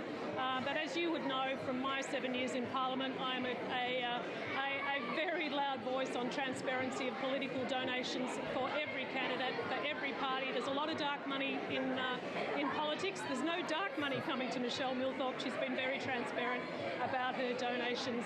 And yes, Climate 200 was one of amongst many. Just on that point about the coalition preferencing One Nation ahead of Michelle Milthorpe, privately some in the coalition point out that they think it'll be easier to win back the seat from One Nation than it would be to win back the seat from an independent like Michelle Milthorpe, because, Helen Haines, people like you, Cathy McGowan, regional independents, once you win a seat, hold it for a long time. It's very hard for the coalition to win that sort of seat back from an independent. Do you think that was a factor here as well? Well, you know, again, that's the question to ask them. It's quite a gambit to run, though, David, isn't it? You know, if you want to win a seat back from an independent, start behaving like one. Represent strongly. Take the voices of the people into the parliament.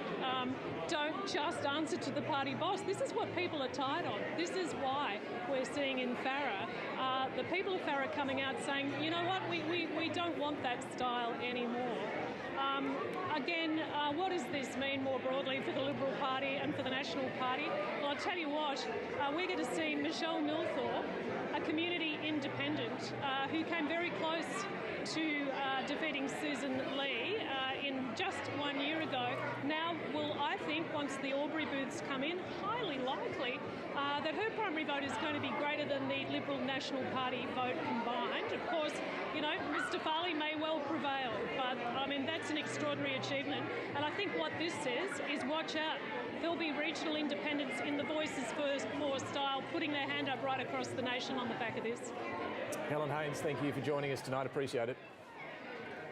Thanks very much, David. Thanks, PK. Look, PK, it's interesting for those regional independents who have had a good run. People like Cathy McGowan, then Helen Haines, people like Rebecca Sharkey, like Andrew Gee, former Nat, who held his seat of Calare and so on.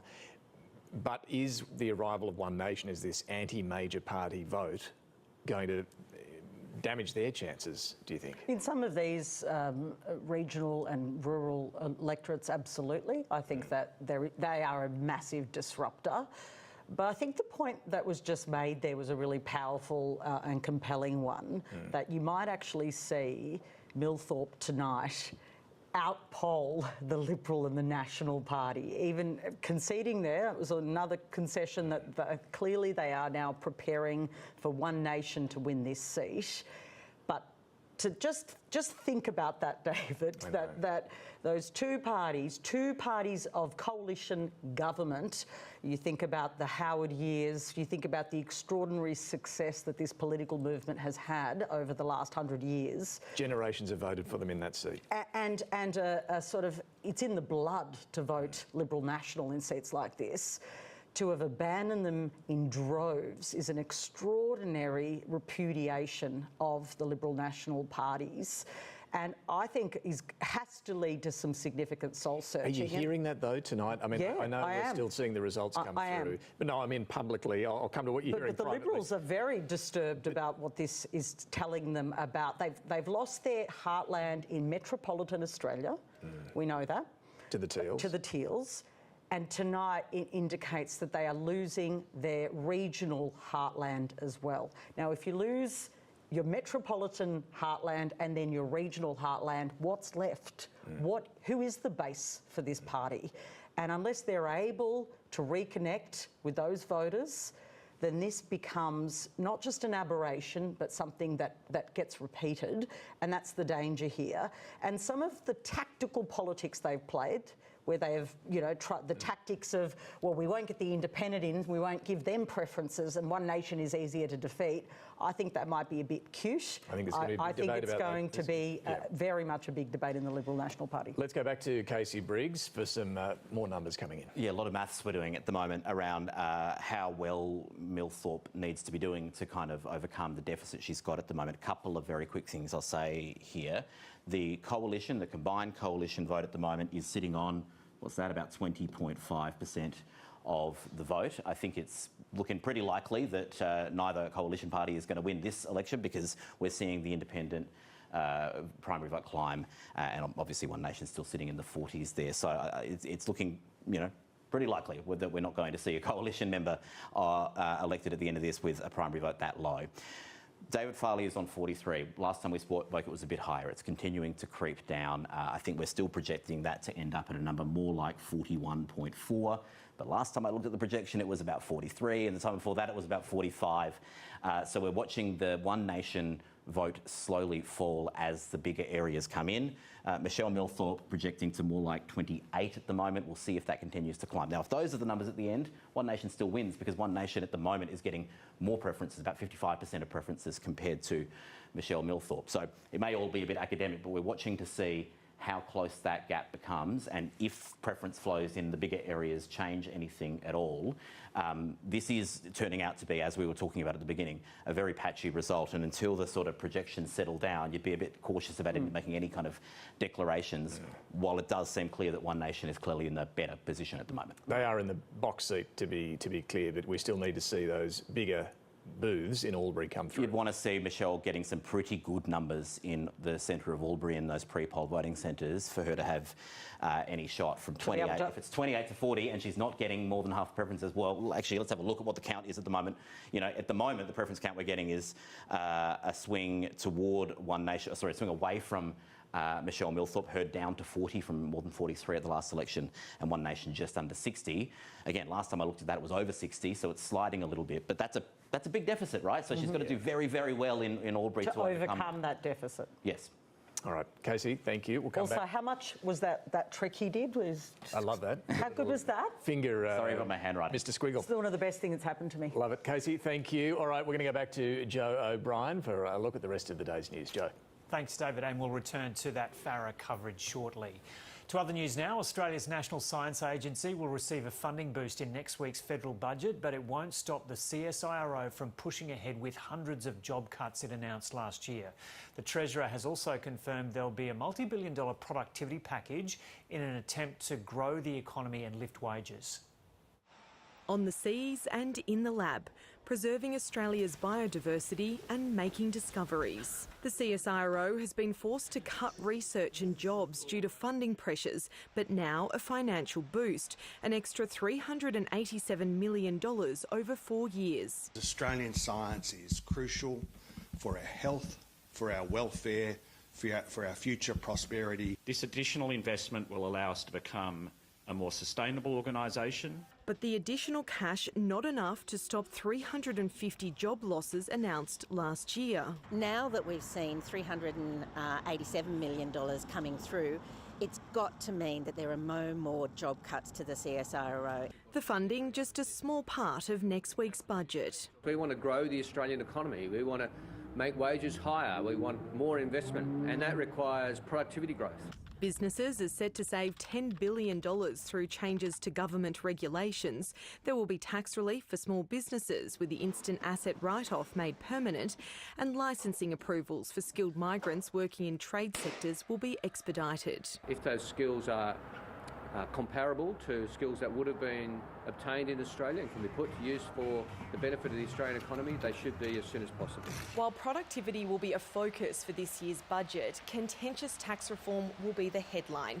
The government is making changes to negative gearing, capital gains tax and trust funds, arguing it needs to address intergenerational inequality. But the opposition argues such changes will only lead to family fights. They're starting an intergenerational war. They want a war around the kitchen table. Setting up a battle from babies to boomers. Stephanie Boris, ABC News, Canberra. The British Prime Minister is under pressure after the Labor Party suffered heavy losses in local elections. More than 20 of Keir Starmer's MPs have publicly called for him to resign, but he's vowed not to walk away, saying he hopes to unify rather than divide. His centre-left party lost 1,400 council seats in England, with the right-wing Reform UK picking up roughly the same number. US President Donald Trump says he expects a response from Iran soon on an agreement to end the war. It comes despite a recent flare-up in fighting, a Pentagon video showing the US military firing on and disabling 2 Iranian tankers. Tehran has accused Washington of violating the ceasefire, which is largely held since it was announced last month. A day earlier, the US said it intercepted Iranian attacks and responded with what it called self-defense strikes. The Kremlin has warned foreign embassies in Kyiv, including Australia's, to evacuate ahead of possible Russian strikes this weekend.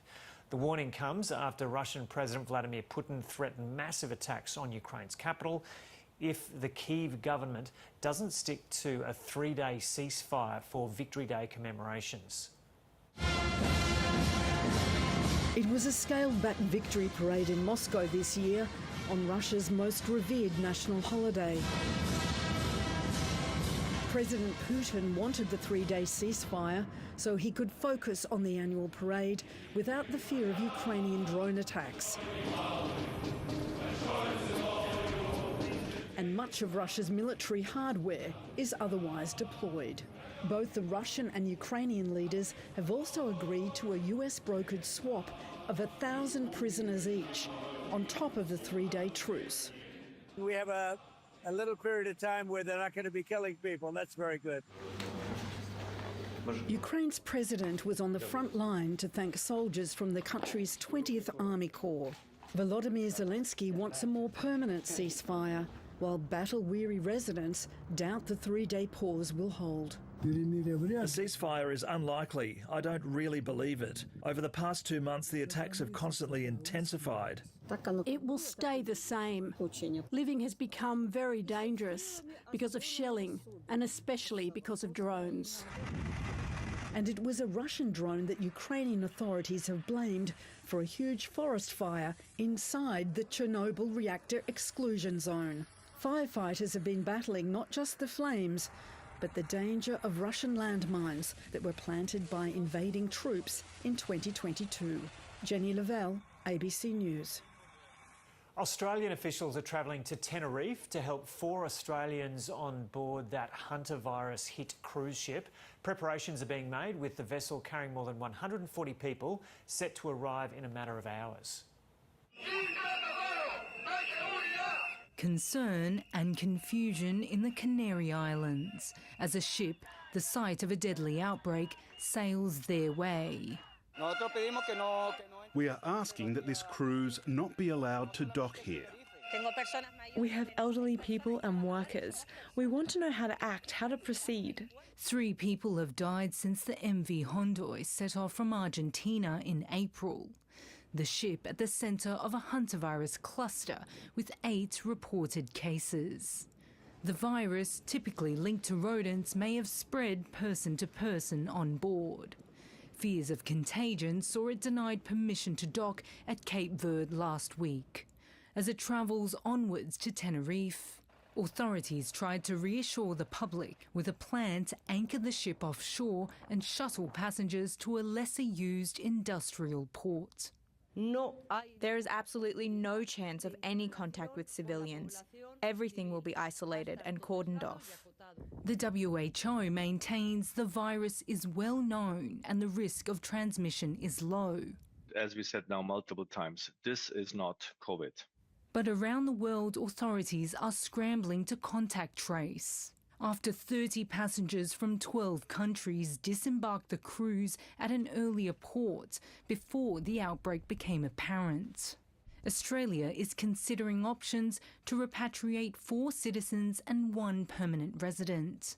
None are showing symptoms, but with an incubation time of up to 6 weeks, lengthy isolation is likely for those still on board. Nicole Nton, ABC News. The Pentagon has begun releasing a big batch of declassified files on UFOs, delighting those curious about the unexplained. A series of videos show unidentified phenomena as filmed from various sources, including some as seen from the Apollo space missions. Analysts say that so far there's no smoking gun or proof of alien life in the 160 files. They were released on the orders of the US President, with a second tranche expected in about 30 days. Britain's most beloved public figure, Sir David Attenborough, had planned to celebrate his 100th birthday quietly at home, but it didn't quite work out that way.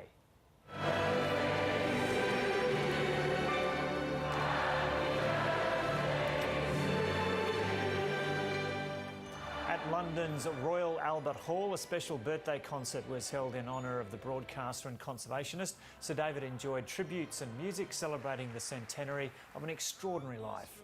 The traditional 100th birthday message from the King was also given a priority delivery service by all creatures great and small in order to reach Sir David. Let's return now to David Spears and Patricia Karvelas in the ABC Election Centre now. And guys, when we left you, it was looking like roughly a 60-40 split between One Nation and the Independent after preferences at that stage of the count. Just how significant does it seem what we're seeing here?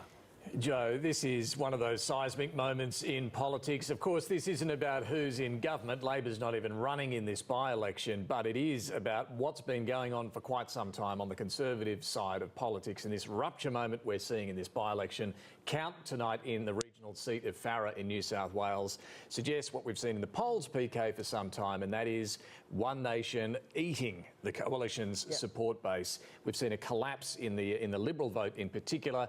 The Nationals hadn't been running for more than 2 decades under the coalition agreement. They don't run while the Liberals hold the seat. Susan Lee held the seat for a very long time, but now they're back in the race.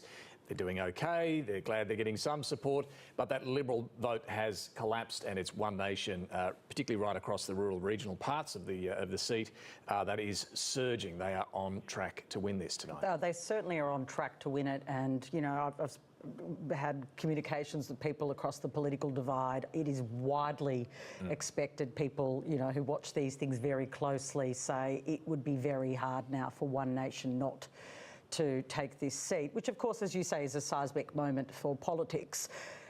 Look, the Prime Minister, I'll just give you a little prediction, will come out and, you know, not tonight, but I suspect will come out and suggest that this is a repudiation of the coalition and it shows their divisions and the fact that they've lost their way.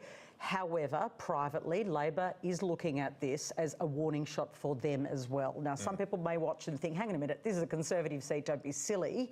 But what this shows is an anti-establishment trend in Australia as well. The legitimisation of One Nation like this, a party that people were probably in the past embarrassed to vote for.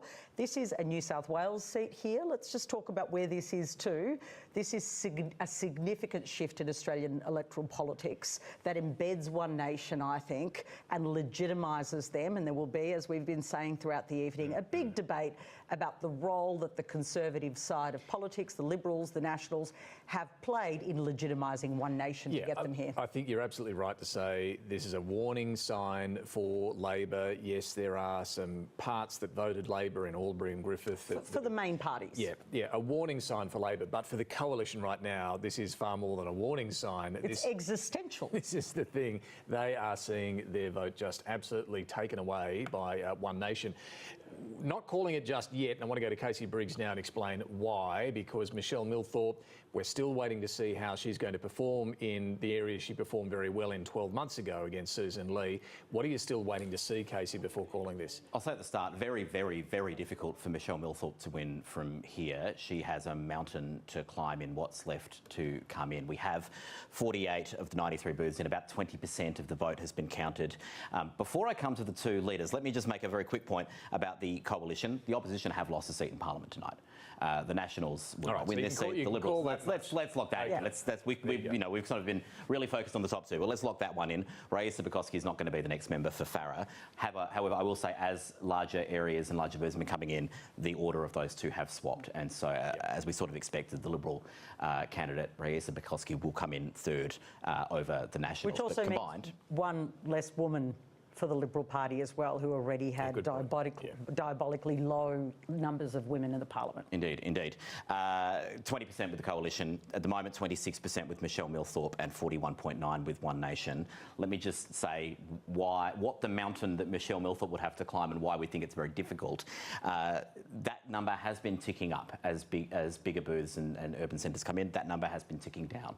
The gap has not been closing fast enough at this rate. Michelle Milthorpe would need to see a very, very strong performance in the pre-polls in Albury that would really be quite out of step with what we're seeing elsewhere, and that really makes life difficult for her. At the moment, One Nation is getting just over half the preferences that are counted and distributed from these candidates. Even if that gap closes more, Michelle Milthorpe would need to start gaining on preferences as well, and she's not at the moment. So everything is sort of stacked against her. It is just that little skerrick of doubt because this result has been so very patchy across the seat that we're not kind of locking it in and all going home. But it's really hard to see how Michelle Milthorpe doesn't win in this area. We're seeing all across this. All of these numbers are on booths where the two-candidate preferred count has been done now. And we're seeing some. Look at this. Here's a booth with 75% of the two-candidate vote going toward One Nation, a 75-25 split. So 71 in Euston. We've got 70 in Tooleybuck. We've got 69 in Dayton. I think you've got one with 82 on it there, and 89 even. 89% of the two. That must be a very small booth. Blighty, 113 votes, but, you know, One Nation getting 77% of the vote there. And we're not seeing comparable, you know, figures in reverse. In fact, we're getting a fair, as we've been talking, I think some more things have come in, so we might go have another look at this. Albury East, 757 now. Michelle Milthorpe is winning these booths. She's winning, you know, sort of the reverse of what we're seeing across the seat as a broad picture. Let's have a look. I haven't looked at this booth yet, but Milthorpe is up 4.6 on the primary. Oh, no, we did look at this one earlier, didn't we? So let's look at another one. Hume, a 6-point lead on the primary vote. Glenroy, a 4-point lead on the primary vote with 1,000 votes in there. This one's a large one. Albury, a significant vote there. Michelle Milthorpe on 40%. Let's have a look at the change briefly. So Michelle Milthorpe's primary vote is up by 4, 5, 6 points. All of the areas outside of Albury that we're getting preference counts in, though, there's been a swing against Michelle Milthorpe. So we need to see her getting a big swing toward her to make up for that in these areas, and we're not getting these counts in yet. Maybe when these counts come in, that will really clarify things for us. Just to be sure that, you know, Liberal and National preferences in a city like this, where the Libs have 12%, the Greens vote's a little bit higher, you know, just to make sure those preference flows aren't dramatically different. But they would have to be really dramatically different to turn this around from here. So, you know, we've kind of all but called it at this point. We're just wanting to really verify that we're not seeing some wildly different thing happening in Albury. And this, thank you, Casey. And this, once again, the caution, being careful before calling it is very important. But PK, this will come back to this debate, which, as we've been saying over the last hour or so, is no doubt going to be the big debate about the decision of the Liberal and National parties to preference One Nation ahead of Michelle Milthorpe. And it is, by the looks of it, going to be helping One Nation win this tonight. But the consequences of that decision, in, as you've been saying, legitimising One Nation, let alone helping them in particular in Farrer, but legitimising them more broadly, could have a long tail of consequences. It will have a long tail of consequences in metropolitan Australia, in Melbourne and Sydney. It will be weaponised against the Liberals who are trying, people like Tim Wilson, who was successful, and others in seats, in urban seats, who are trying to win back their traditional heartland, and it's become, of course, much more difficult. This will be weaponised against them, that they've got into bed with One Nation. You've got key nationals not ruling out being in a future coalition with One Nation. That will again be weaponised against them. And here, tonight, in the extraordinary collapse of the coalition vote, I mean, the Nats are kind of crowing a little bit because there was a poll, I think, that had them on a very low percentage. Yeah, so single digits. They've now, you know, done better than a rogue poll, which showed them not doing very well. If you believe what Matt Canavan and Bridget McKenzie have told us tonight, anything above zero is a great night for the Nationals. What they did, can I say, really successfully was set the bar so low that it's like jumping on a hurdle that you're just walking on a flat path, right? There's no hurdle at all. So what they've done through doing what is an extraordinary decision to give their preferences, of course, you don't have to follow their how to vote cards, but their preferences to One Nation, they've said that they are the right-wing alternative to us. That's the message they've sent to the electorate. Well, exactly. They have legitimised One Nation, and it looks tonight like they have lost a seat that has been theirs for like 70 years, David. And it's extraordinary. Angus Taylor, perhaps wisely, avoided setting expectations too high in this by-election. He didn't do what Peter Dutton did in the Aston by-election and suggest that this was a test of his and Anthony Albanese's leadership, and of course they were expecting to win and they didn't. Angus Taylor's been very careful to avoid those sort of traps here. I don't think there's ever been any sort of suggestion from him that they could win this. He's always talked about, you know, going hard to try and win it, but even tonight, very carefully managing or avoiding giving any sort of expectation of what sort of percentage they expect to get. But we can, PK, analyse what's a good and a bad result for the Liberals. Now, we know One Nation's been polling well. We know it's always difficult when there's been this sort of leadership change and churn and the coalition splits and so on.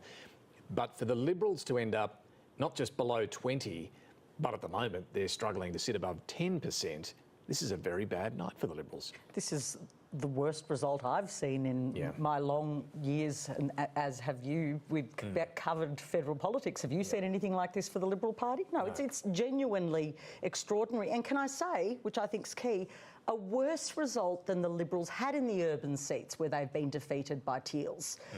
So they gave away that heartland. They gave it away by putting their stocks in regional seats, and now they're being smashed in these regional seats. They have no heartland. As we go to air right now, I can't. Can you point to where their heartland is? They have been abandoned. Well, let's go to the One Nation function. Our reporter Erin Somerville is outside the function, not inside the function. Oh, no, it looks like you may be inside there, Erin. What's going on? While we might be out on the streets, sources inside the party room say the mood is really electric, even though the election has not yet officially been called. And to be fair, we're getting a bit of a vibe of that down on the street. Now, Pauline Hanson and David Farley arrived at this venue around an hour ago, and they really received somewhat of a royal reception. People were stopping to shake their hands, particularly Pauline Hanson's hand. They were racing up to get selfies. It took them quite a while to get to the venue because they were being swamped on this very busy night here in Albury. A lot of those supporters as well are young men, and we're also seeing a lot of supporters who are very loud and proud to be voting for One Nation. A lot of volunteers who were walking in tonight who had been working at the polls, I spoke to them and they said many of them were former Liberal voters and many of them have travelled from interstate. They say they see this shaping up as an historic night for One Nation, and they've travelled hundreds of kilometres to be here. I also ran into Lee Wolke. Now, she battled it out with candidate David Farley in the pre-selection. Had a quick chat to her before she headed into the venue and just gauged her thought on how she thought David Farley had performed. She threw 100% support behind him and said One Nation could not have had a better candidate for the seat of Farrer. And everyone I've spoken to heading in has been very excited about the prospect for change. Erin, just while we've got you there, the campaign for David Farley wasn't without its bumps. The revelations that he'd sought pre-selection some years ago for Labor, that at last year's election he'd said kind things and I think offered some donations as well to Michelle Milthorpe. There were various things that were said that perhaps weren't in line with Pauline Hanson's position on migration numbers, foreign aid and so on. None of that, it seems, has really mattered to those who have decided tonight to go One Nation. That's right, and actually a lot of people that I've spoken to today, whether it's been at the exit polls or here on the street tonight heading in, when I've spoken to them about the policies that really cut through for them, they've actually said that it was Pauline Hanson that they were voting for. Many of them that I spoke to said they weren't completely across the policies that were being sold in Farrer, but they also said that they were disillusioned with the coalition. They said it was time for change, and they said that the traditional parties just weren't looking after the people in the regions, particularly a lot of young people I was speaking to. They said that those traditional parties and their rhetoric and promises just really weren't cutting through for them. They said that they'd voted for the coalition in the past, particularly in regional areas. We've seen some young people actually travel in today to be part of this from regional Farrer, and they say they've had enough. They've given the coalition enough chances, and with David Farley's policies, he has been called four-party Farley by the coalition. When he was challenged throughout the campaign on his policies, he's always said that he considers politics somewhat as a bit of a gymnastics, and that it's okay to go in with different ideas and to fine-tune them once you're in the room and find ones that work for the electorate. All right, Erin Somerville, thank you very much for that. Politics, a bit of gymnastics, PK. Try before you buy. Well, you can sort of change your mind. Dabble. See what you think. Yeah, look, he won't be the only politician who's changed their mind. No, but what's extraordinary here is that it didn't really hurt him as far as I can see. Well, that's not what this movement is about. No. It is this frustration. Certainly what I picked up there was this frustration with the system, with the major parties, and in this case it's the Liberal Party, that they're being ignored, they're being forgotten, and they want everyone to know. And it's consistent around the world. We must put this by-election in the context of what we're seeing across the world. In the United Kingdom today, Nigel Farage's reform has romped at home and smashed the Starmer brand, the Labor brand, right? Now, that's putting enormous pressure on him as Prime Minister. What we're seeing here is the smashing of the major party brand of the Liberal National Party. It could have ramifications down the line. I'm not claiming it for tonight because we're not seeing that, and, you know, we stick to what we see. But for the governing Labor Party, it's a warning shot. And I think Anthony Albanese, by the way, knows it, which is why Tuesday's budget, which we haven't even mentioned, do you know there's a federal budget on Tuesday? This is budget week. Has to deliver because the grievance in the community is too strong. Casey Briggs wants to punch me. He wants to say something. I've got thoughts on budget and how that ties into this. But Casey, let's hear from you. There are so many storylines we're watching. I mean, just on Labor in the UK and what the lessons here. One of the reasons Keir Starmer and the Labor Party in the UK has been smashed is, yes, they're losing seats and votes to reform it. They're losing a lot of votes to the Greens as well. And there are many in the overnight election results we saw in the UK. There are many cases where Labor lost a seat to reform because of the bleed to the left and their first past the post electoral system. So the Greens have not been the same populist force as One Nation on the left has been on the right here. Whether that changes in the future or whether another kind of force emerges on the left to challenge another thing, probably a conversation for another day. Another thing, PK, you said that I really wanted to follow up on. You were talking a bit about the performance of the coalition and how poor this is in a sort of federal political sense. And I just wanted to remind you, I think you said something about how much lower could this go. Yeah. In the South Australian election in March, there was something like 13 seats, more than a quarter of all electorates, where the Liberal vote was in the single digits on the primary vote. So it can go lower. Casey, we've seen it happen. At a federal level, Casey, I was correct. At a federal level, but not just that. Farrer is the seat where the foundations of the Liberal Party were drawn up by Robert Menzies. You know, this is the seat more recently of their former leader, Susan Lee. For a seat like that, to have a number like that, is extraordinary. It is indeed.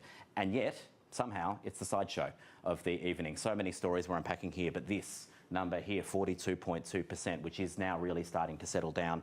Michelle Milthorpe, we're still projecting to end a little bit higher. I'll just show you a couple of things because the situation's really not improving for her in a few more booths that we're seeing. I need to just go have a look at the what's left in terms of pre-poll in Albury, but let me show you Albury and the booths that we are now getting some preference counts in, and Michelle Milthorpe is winning them, 53, 54, 55, 51% of the vote, but let me pick one at random, the seat of the booth of Hume. You know, these other smaller ones, but Michelle Milthorpe is winning them with a swing against her. We're seeing the same in Springdale Heights. I think we saw this one earlier, but a swing against her. We're seeing the same thing in, let's bring up one more very quickly, Albury North, where Michelle Milthorpe has just led on the primary vote, is won the booth after preferences with a swing against her. So she when needs a swing toward her. So when you say a swing against her, for viewers, what you're saying is when she ran last year, she did better in those places. She did better in these booths than she did in 2025 than she's done this time. And this is at a time, just again, where the Labor Party isn't running, so you would assume... She'd be scooping up that. She would be scooping that. So this is, again, part of that One Nation story. They're the ones that are the beneficiaries of that. And I've just broken the screen, so we'll go fix that up. So many versions of the ABC. All right. Well, let's go fix that up. But the comment I'd just say is, she's increased her primary vote in many of these places, but after preferences, there's a swing against her. I'm going to have a look at what's left to come in, but it's really not improving for her, this situation. All right, so all the indications continue to point towards One Nation winning this. We'll check back in with Casey, who's not officially called it yet, but we'll go back to Joe O'Brien right now for the rest of the day's news. OK, a significant night unfolding there in the Farrer by-election. We'll return to our coverage of that shortly. In the meantime, in the AFL, the Sydney Swans have continued their impressive start to the season with a narrow 8-point victory over North Melbourne. Sydney will go to the top of the ladder with an 8th win by 8 points. The Swans shone, converting 15 of their 18 shots on goal. A huge mark by Finn O'Sullivan in the final minutes of the fourth quarter kept Norths inside of the win, but it wasn't enough. The victory is Sydney's 8th in a row, and they take on Collingwood next week. In the NRL, St George Illawarra have lost their 9th straight game of the season, going down to Newcastle 44-10 in Wollongong. Knights winger Greg Mazu ran in 5 tries in the thrashing, scoring 3 of them in the second half of the match. The win pushes Newcastle to 7th on the ladder, while the Dragons remain bottom before they face the Panthers next week. In netball, the Thunderbirds say Taylor Williams isn't seriously injured, despite leaving the court in the first quarter during last night's dominant victory over West Coast.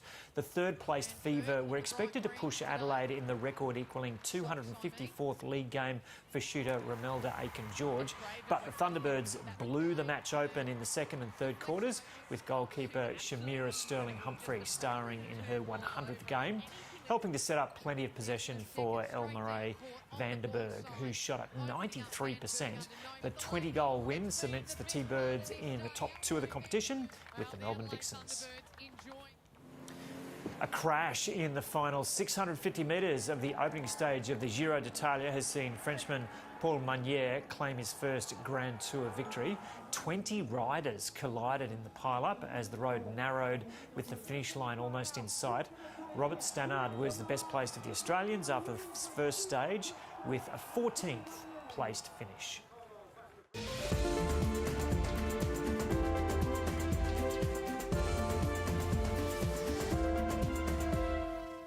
Taking a look at the satellite image, there's a swathe of low-level cloud over much of southern Australia, with wispy high-level cloud streaking across the interior from central parts of the Northern Territory across to the southern Queensland coast. The rest of the country remains mostly cloud-free. On the synoptic chart, a few showers on the northeast tropical coast in onshore winds. A high will keep the remainder of the country dry and mostly clear. So looking around the country for tomorrow, starting in Queensland, cloud increasing with scattered showers about the northern interior, isolated showers elsewhere. To New South Wales and the ACT, isolated showers along the northern coastal fringe, becoming scattered in the afternoon, dry and mostly sunny in the west. In Victoria, morning fog and isolated frost in patches in the northeast, light patches of drizzle in the south, clearing in the afternoon. In Tassie, fine and mostly sunny apart from isolated showers about the southwest. To South Australia, clearing showers in the southeast, sunny to cool in central areas and mostly cloudy in the north. For WA, sunny in the southwest and fine in the south, very warm in the north. And for the Northern Territory, hot and dry in the top end, storms in Arnhem and windy over the interior. Looking ahead to Monday's forecast for the capital cities, Brisbane and Sydney, a shower or two. Mostly sunny in Canberra, Melbourne cloud clearing, cloudy in Hobart, Adelaide overcast, Perth sunny and Darwin partly cloudy, top of 33. So if you're just joining us, tonight we're bringing you special coverage of the Farrer by-election. We'll return to the ABC Election Centre with David Spears and Patricia Karvelis. David and Patricia, so when we left you just a couple of minutes ago, it was, I guess the statement at this stage is it's looking likely that there'll be a one-nation victory there, but not called just yet. Well, so likely, in fact, Joe, and nothing has changed in that direction in the few minutes since we last spoke. We are 2 hours into the count, and we're going to go to Casey Briggs now for a call to make. Casey. David, we've been saying Michelle Millthorpe needs a miracle for a little bit now. She needs to pull off something very special in Albury to achieve a win from the position she's in. We're getting more of Albury in, and that miracle is not eventuating. One Nation have won the Farrer by-election. One Nation is sending. Voters have, for the first time ever, chosen to send a One Nation candidate to the lower house of federal parliament. And David Farley will be the voters of Farrer's next representative there. Let's have a look at the primary votes one more time. We've got 30% of the vote in now, 42.3%. That number's starting to settle down. It might still come down a little bit. Michelle Millthorpe's 26 or so might still come up a little bit, but that gap is stubbornly large, and at the moment One Nation is benefiting from the flow of preferences, and it would need to be the other way by quite some margin. So One Nation will clearly go on to win this, and David Farley will be the winner. Raisa Bukowski at the moment is sitting on 10.7% of the vote, just in the double digits, a spectacular crash in the Liberal vote. Some of it has gone to the Nationals, but look at the change in vote here.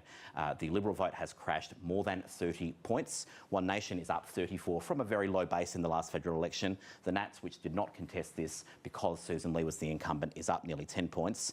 Michelle Millthorpe's primary vote is up 7.6 points. But on the preference counts that we're getting, for the most part, across most booths, there is a swing against her. And the swings she is getting toward her are far too small in Albury for her to win. So Labor's vote is down 15 because not contesting this election. So very clear to us now. The next member for Farrer is David Farley. One Nation has broken through in the lower house of federal parliament. Well, Casey, thank you. And that is history in the making, because for nearly 80 years, this seat of Farrer in regional New South Wales has been held by the Nationals and the Liberals. As Casey said, One Nation has not been able to win in its own right a lower house seat. That changes tonight with David Farley's win.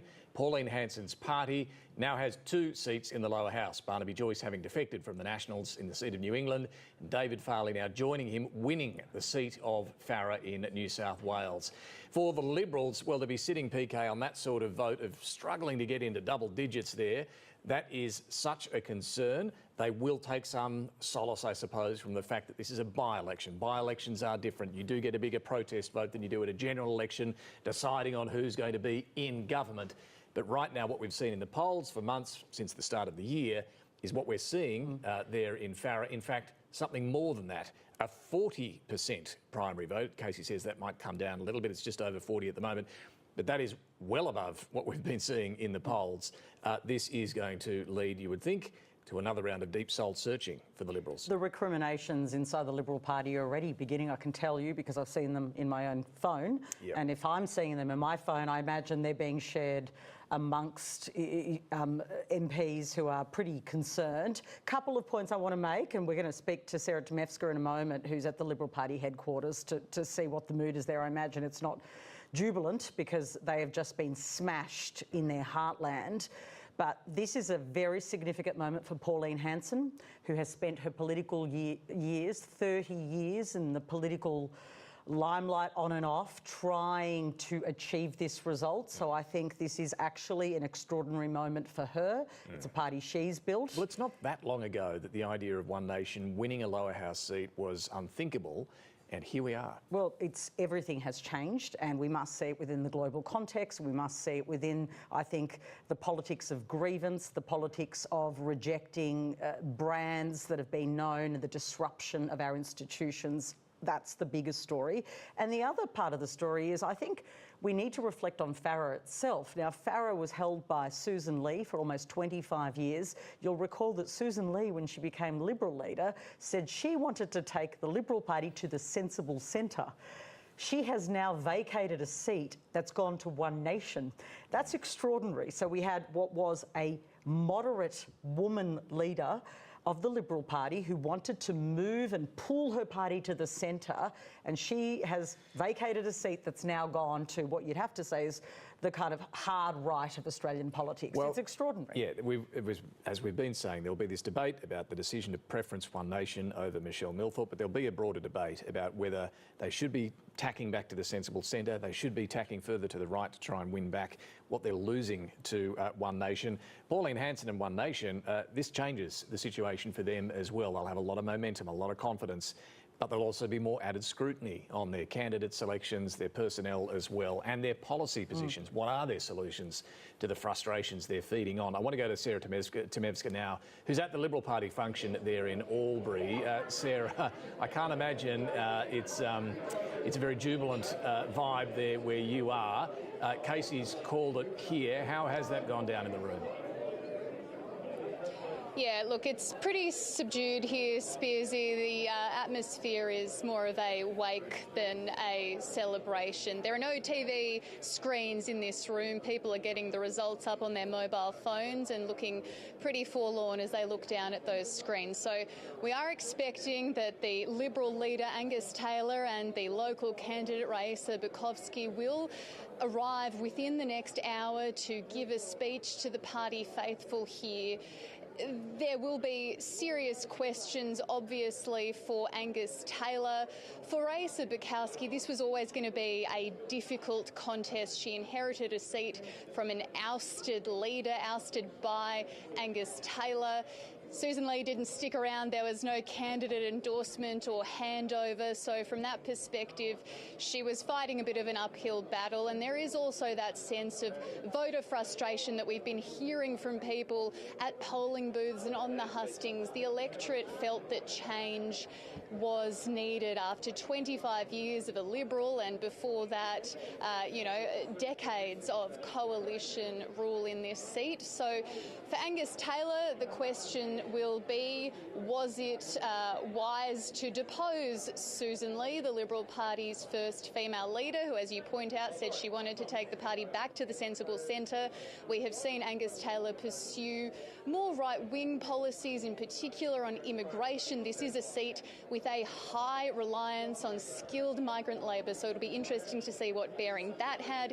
Talking to senior Liberal officials here, though, the sense is, the message that they think this sends is that people are sick of the major parties. They're sick of major party politics. It's not necessarily being read at this stage as a direct message to the Liberal Party, even though the result is worse probably than most people were expecting it to be.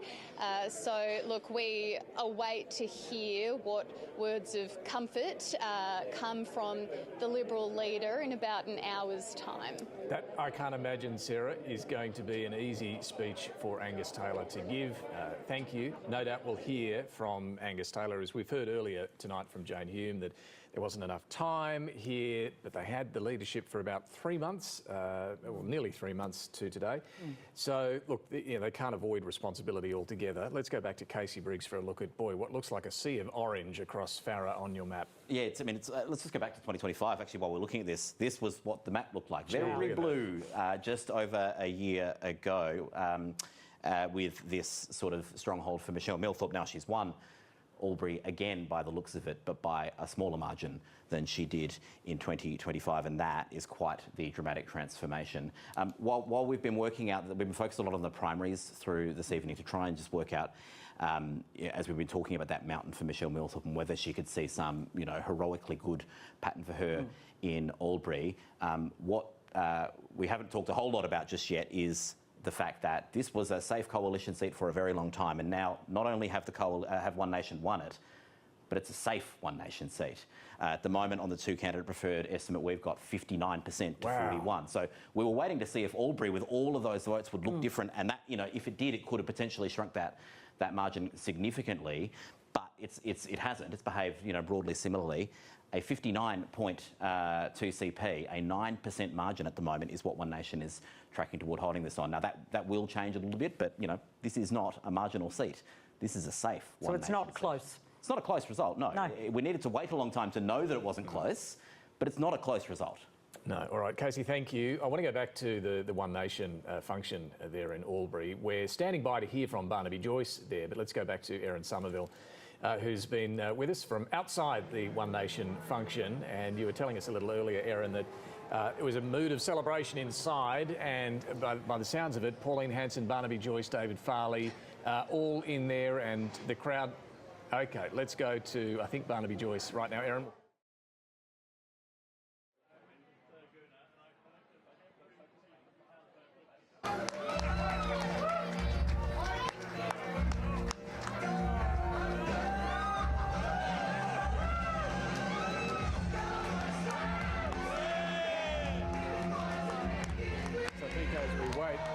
Song choice. You're the voice. It was the theme of the voice referendum. Yeah, that's right. John Farnham actually gave them permission. But you've actually seen Pauline Hanson dancing on stage. Well, there's a dance. Yeah, absolutely. And you can just see the excitement there for Pauline Hanson, who, as you mentioned earlier, has been through a lot in her long time in politics, has often been written off as the fringe player. But here, winning a lower house seat, you can sense that vindication coming through the screen there, can't you? Well, it's the coronation of One Nation in the lower house, isn't it? I mean, this is a big victory for her, and also a big vindication of her recruitment, I think, of Barnaby Joyce, who she recruited, who was obviously very disgruntled with his treatment in the Nationals. I think there are so many recriminations and so much soul searching about the loss of Barnaby Joyce, who David Littleproud had really ostracised in many ways. That gave him a permission to go and seek another political party. There was a tangible difference to that recruitment and the sort of momentum that One Nation was able to build. He's part of this story too, not just Pauline Hanson. There has been, I think, a legitimisation of One Nation since that moment as well. Yeah, there are many building blocks along the way to this moment, and that's a big one. Barnaby Joyce's defection, the legitimacy that did give amongst Conservative voters to what Well, he'd been a Deputy Prime Minister. Been a Deputy Prime Minister twice. You've also had not just their surge in the polls, but what was going on in the coalition since the last election as well. Two splits between the Liberals and the Nationals. The tearing down of Susan Lee after just 9 months in the job. The rolling of David Littleproud, his decision to go and replacement by Matt Canavan as the Nationals leader. So all of that change and turmoil and breaking up, getting back together was clearly a vibe of chaos on the coalition side. All of this has contributed to the dancing that's going on right now in that One Nation function there in Farrer. Well, they do look like they know how to have a party, don't they? I mean, they are certainly giving it a red-hot go. I mean, I don't know if we can split screen with the Liberal Party function right now. I suspect there's a real different vibe going on at these two parties. There's a lot of Aussie, oi, oi, oi going on. Obviously, the celebration, is quite obvious. They have won their first lower house seat at a time of great upheaval. She is the giant killer, really, isn't she? She has been able to bring a movement with her. And I think this is David Farley. Let's listen.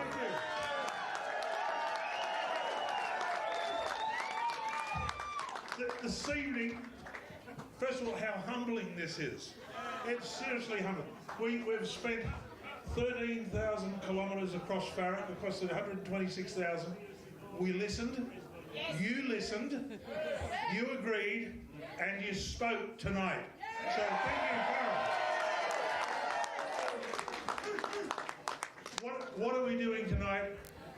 We're like a mason with a chisel and a hammer, and we're recarving the letters into the Australian democracy. One Nation has reached the end of its beginning. We're going through the ceiling from here. The biggest achievement, I think, that my career has delivered to me, but it's also the most passionate, most euphoric experience I've had. It's a job that I've got, and that job is for you, and you, and you, and all the way out to Pooncarie, all the way up to Hillston, all the way across to Holbrook, all the way down to Golgol, all the way through to Balranald and Hay, and right along the Great Murray River, and then back there in Albury.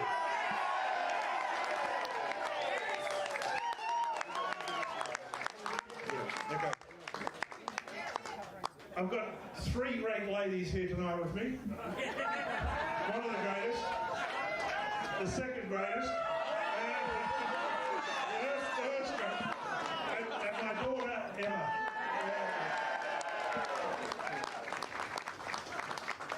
I've been incredibly fortunate to have a powerful team of volunteers and a powerful team of professionals behind me.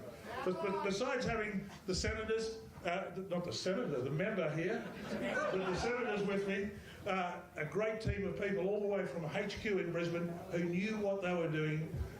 They championed me with a young man, but he was very, very capable and impatient at the same time. Where are you, Charles? Come on. Charles Swindon, put up your hand. Where are you, Charles? There. Charles?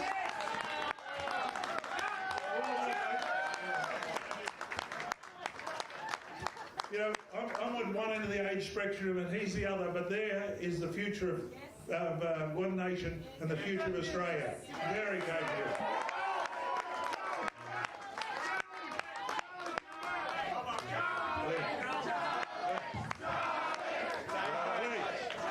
Come on. I was going to say thank you to me, but there's a whole contingent of volunteers over here, Mick, Ray and Brenton, and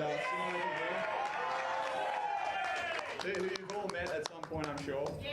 And they deserve just as much praise.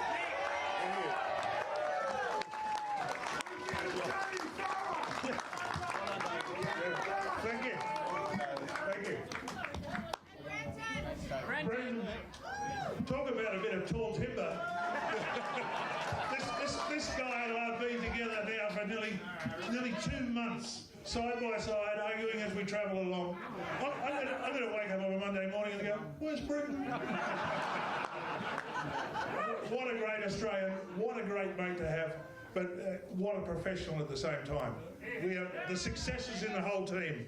And the whole team is just not here with us tonight. It goes all the way out to Guy Cooper, out in the southwest corner of the electorate, all the way up to Annette Smith, Julie Lawrence, Sandy Simons in Hay, all the way around to even my dear sister in Narandra who ran a booth, Paul Moody in Griffith, Joanna Brigatini, Sue Weir, Louise Burge.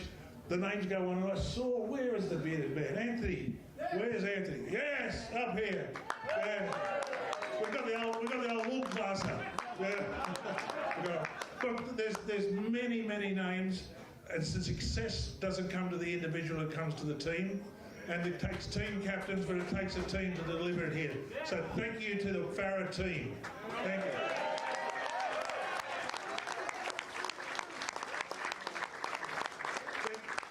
You know, everyone takes one for the team, and there's a great volunteer we had who had to take it on. And Alan Beale, are you here tonight, Alan? Yeah. Where are you, Alan? Yeah. Right. Well done, mate. Yeah. Well done. An Australian veteran as well. Yeah, good on you, mate. Thank you. Yeah. As they say, that man takes no shit from no sailor.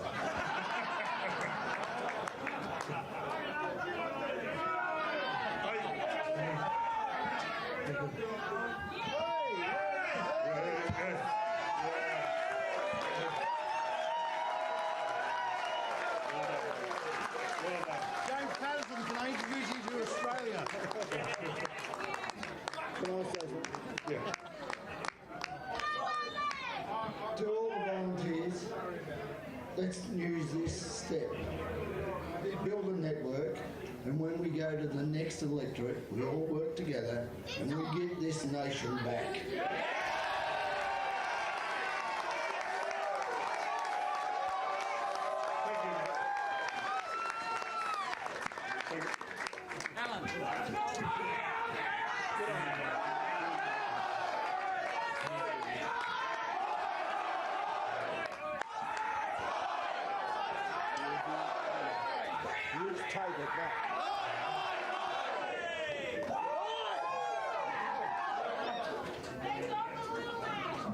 You know, Hey, too right.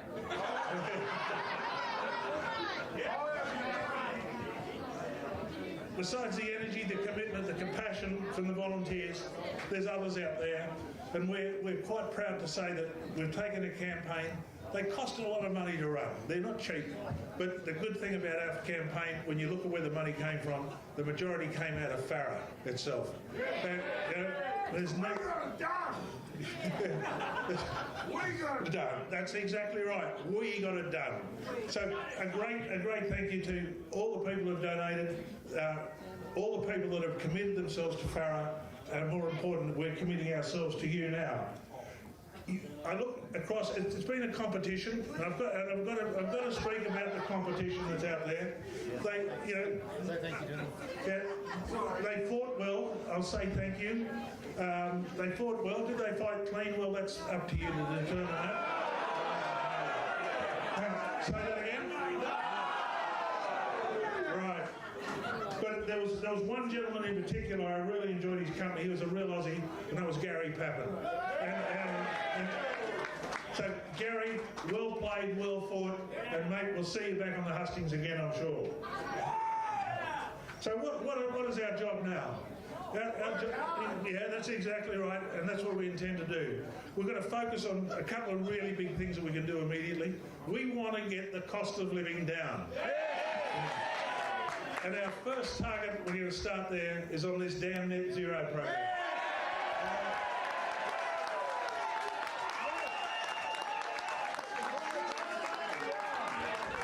It's going to be pulled down, wrapped down and kicked out. It's not what Australia wants and it's not what Australia needs. We've got to have policy that fits Australia, not the world.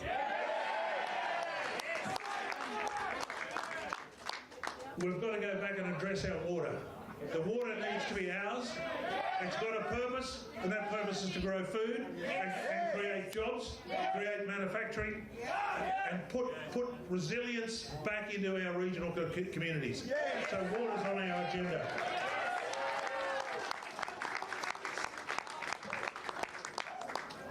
The responsibility of any government is to look after the health of the nation. That's you. Not the financial health, but it's your health, your family's health, and your generational health. All right, we'll come back to the One Nation event once we hear from Pauline Hanson. David Farley going through a list of thank yous there, but the winning candidate in this Farrer by-election, PK, we heard David Farley earlier, say One Nation has reached the end of the beginning. I thought that was quite a powerful line there about where they're setting their sights after tonight's historic victory in the seat of Farrer for One Nation. Yeah, it actually just shows that he's actually a very strong and confident performer, isn't he? And all of that dancing with all the political parties, he's been waiting his whole life to get into Parliament, this guy. So now he's done it with Pauline Hanson, you know, talking about all the women in his life and Pauline Hanson being the number one. I don't know how his wife felt about that, but anyway. She was the number two. Number two. Well, anyway, but we saw Pauline Hanson lean in, whisper in his ear, and then he very quickly thanked Pauline Hanson and called her the greatest. So, look, we'll come back to Pauline Hanson once we do see her address that very revved-up crowd of One Nation supporters. Let's go to Casey Briggs, though, while we wait for that, with a look at where the latest count, what the latest count is showing us. You called it about nearly half an hour ago, Casey, but have the numbers made anything clearer? Continuing to tick up, so nearly, just over 45% of the vote is in now. These figures really are settling down at this point. David Farley, 42, Michelle Milthorpe, just about 26 or so. They haven't shifted as they were shifting earlier in the night. We may be starting to see that settle down. Raisa Bukowski, the Liberal candidate, is on 11.5, 9.6 with the Nationals. We've just had recently a partial postal vote count come in as well. We often talk on election nights about how the Liberal Party performs better on postal votes. Well, they have in this case. The Liberal Party has performed better.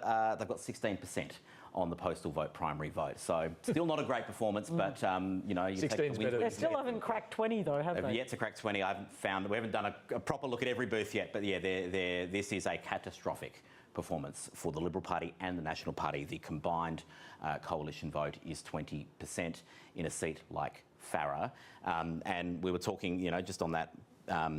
What is the end of the beginning? The end of the beginning. The end of the beginning, Senate said. Just let's remind ourselves of some of these booths results. And we talked at the start of the night about some of the other seats around Farrer. We've got Mallee on this area. That's a national seat held on more than a 10% margin where, look at these riverside communities all the way along the Murray, One Nation's won 70% of the vote or so. We've got Nichols on the other side of the Murray here in Victoria where One Nation is winning all the booths near there. All of these Riverina booths next to the seat of Riverina that Michael McCormack holds are strong One Nation booths. It's kind of incredible to see these sorts of figures where One Nation has not just replaced the Liberal Party, in many cases, have done better. This is a margin of victory better than Susan Lee won in 2020. Sorry, Casey, I'm going to leave you there because Michelle Milthorpe, the independent candidate, is addressing her supporters. Let's have a listen. It's never felt so lovely to come second. Okay, so I'm going to read off this today. Oh wow, I forgot about the media. I thought I was here with friends.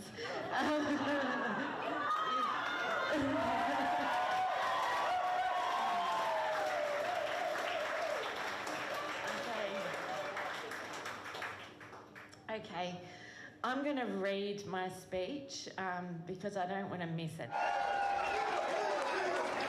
It's not only a win for Farrer, it's a win for the rest of Australia. I'm seeing the sea of these proud Australians' faces here in front of me, hundreds of you, but millions are watching on their TVs now, and I believe it's giving them hope. We people here to represent you, the people, to get our country back. And that's what we want. It's been a long journey for us, and I'm very proud to have our federal members of parliament here join with me. We have been a great team working together, and very much so for your benefit and for our future generations. David has outlined quite a few of the issues he wants to address. And I spoke to him today about the first one we're going to start tackling is the agricultural sector in this electorate. The farmers have been forgotten for far too long, and they're struggling to actually survive. I want to hold a forum here in Albury-Wodonga, call sector. I want to hear from you what needs to change, how we're going to move forward. And then we're going to go on to another area and in the States, and we're going to form an agricultural policy that's going to fit Australia, not overseas.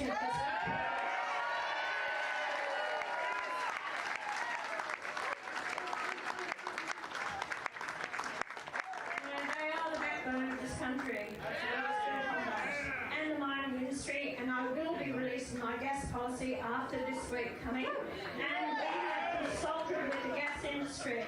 What I want to do is put money back into our pockets from the gas industry. They are our resources, and it's been given away. But what I want is a system where we will own part of that equity share in the exploration and of gas. So we are not just going to allow them to take it. That money will then be put into a fund where no future governments can just willy-nilly give it away to other countries, waste it, get rid of it, but that will pay down our debt and give us the facilities what we need and the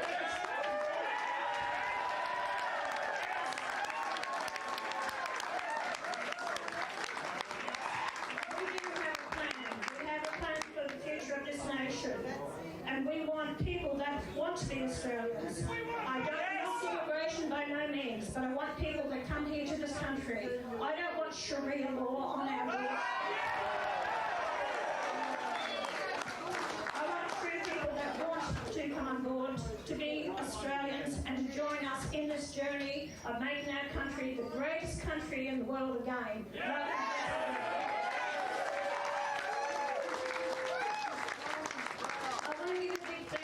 Volunteers that are here today. Without you, this would never have happened.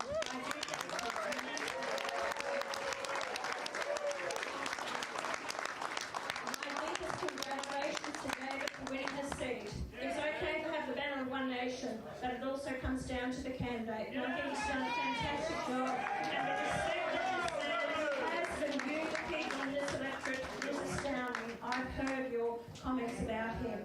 I also would like to congratulate and thank his wife, Janice, and his daughter for their support, because you have to have your partner on your side to do this trip, this journey. It's when I was walking out of here earlier and I looked up and I saw Sky called it that we won the seat, I actually got a tear in my eye.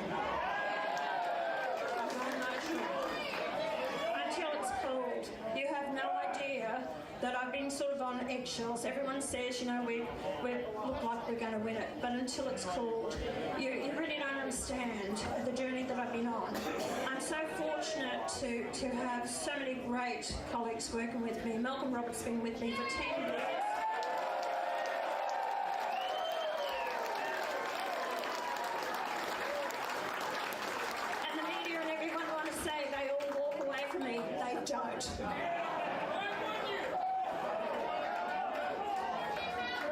Then I've had, you know, Sean, he's our Senator for New South Wales. He's your Senator.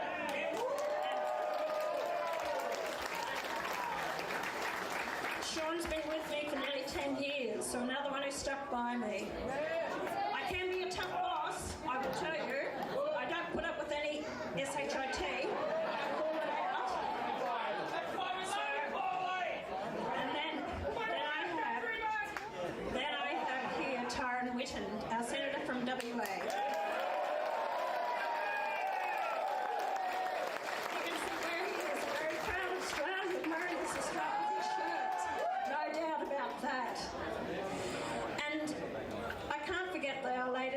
can recruit.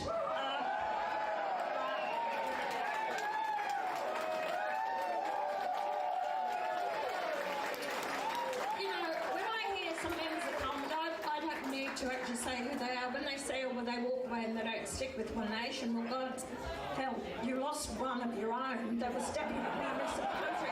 So don't have a bloody go at me, because I like my members. You've lost one of your biggest, and you didn't even know you had the best there beside you. Please to have fun, be with us. And this is a journey that we're going to go on. But we're going to look forward to the future.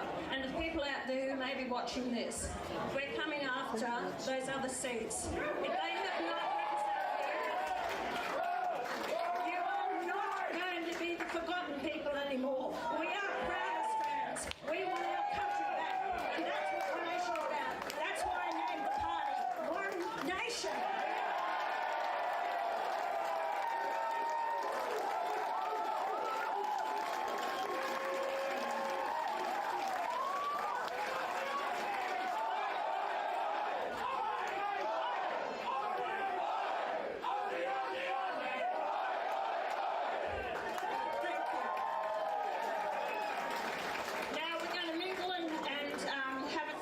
If you want it, and we're going to do it in this very controlled way, aren't we? Yes. That's right. Okay. So anyway, thank you, everyone. All right, so Pauline Hanson wrapping up a pretty jubilant victory speech there, set of speeches for One Nation. We'll come to what that all means for their trajectory from here, but there's just one point, PK, that jumped out to me in a policy sense, and that was gas. Gas! Now, we've heard comments over recent weeks and months from Pauline Hanson about gas and sort of tried to intimate what that all means. She said very clearly there they will have a gas policy next week, or after this week, and it will be putting money back into our pockets from the gas industry. And she said she wants a system where we will own equity in exploration, gas exploration, and put that into some sort of national fund. That pays down debt. This goes beyond, I think, what Labor's talking about with their East Coast domestic gas reservation policy, and certainly the tax on gas that's being pushed on the government they're resisting so far. That sort of idea that the government would take an equity stake in gas exporters and exploration. That's going to, well... it's a radical proposal. She talked about talking to the gas industry to formulate the policy, but we know from the right and the left there's been a populist movement about, our own resources being used by Australians, having access by Australians. Looks like Jane Hume is giving an introduction on screen. I think Angus Taylor is about to address the Liberal Party. I think this is going to event. Be a difficult but fascinating speech. Well, the way he handles and tackles this, David, if we are now pivoting, of course, to the Liberals, will be fascinating. I want to know what kind of responsibility Angus Taylor takes, because this is not just a little loss, but a profound loss for the Liberal Party, and where he pivots really, and what his message will be about how he will win seats like this in the future. I think he's going to have to eat some humble pie, I suspect, in this speech 3 months into his leadership. Suggesting that this was somehow nothing to do with his leadership, that he didn't have the runway to pull this back, that it was Susan Lee's fault, essentially. I don't think that's going to cut it. There needs to be some responsibility taken here while we await. And she has been silent since she left the parliament. She's overseas at the moment. So I think she may have come back, but she hasn't. She hasn't provided any distraction to the campaign. Casey Briggs, just while we await Angus Taylor there, what can you tell us? Well, just on the Liberal Party performance, to close the loop of something we were discussing earlier, we've looked at every polling place result. There's only about 3 election day booths yet to report, plus some pre-polls. In no booths have the Liberal Party polled more than 20% primary votes. So that is a pretty low base. They haven't got 20%. They've not got 20% in a single booth that's reported. And there aren't that many booths yet to report. That is a consistent pattern that we've seen across this entire seat. A change, a very, we were talking earlier about modest 15% swings against the Liberal Party, but an average across the seat of 31%. I saw a booth that was down 45% for the Liberal Party. One Nation has done better than the Liberal swing against and more. So the One Nation vote is better than the Liberal vote was in this seat last year. The One Nation margin is on track to be larger than the margin Susan Lee held this on.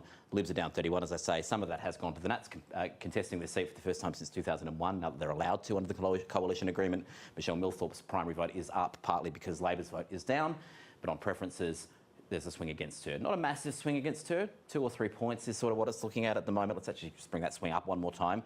It's gone back to about a 3% swing against Michelle Millthorpe, but she was hoping to improve her position in this area, particularly in Albury. And just while you mention that, Casey, that's telling you so much of the story. just sorry, I think we've got some live vision coming in of some emotional moments with Michelle Millthorpe thanking her supporters there that we can show you as well. You can understand that. This is the second attempt, missed out to Susan Lee, and now a very solid win for One Nation tonight, and there she is, you can see.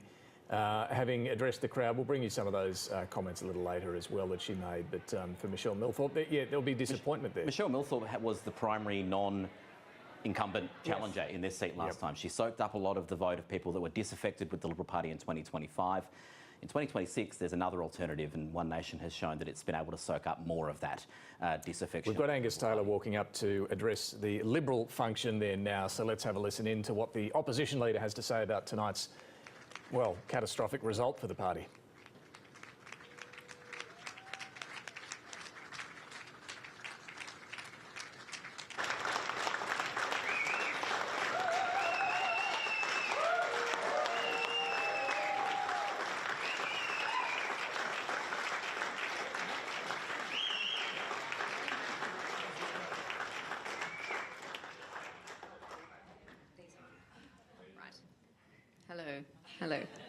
Hello.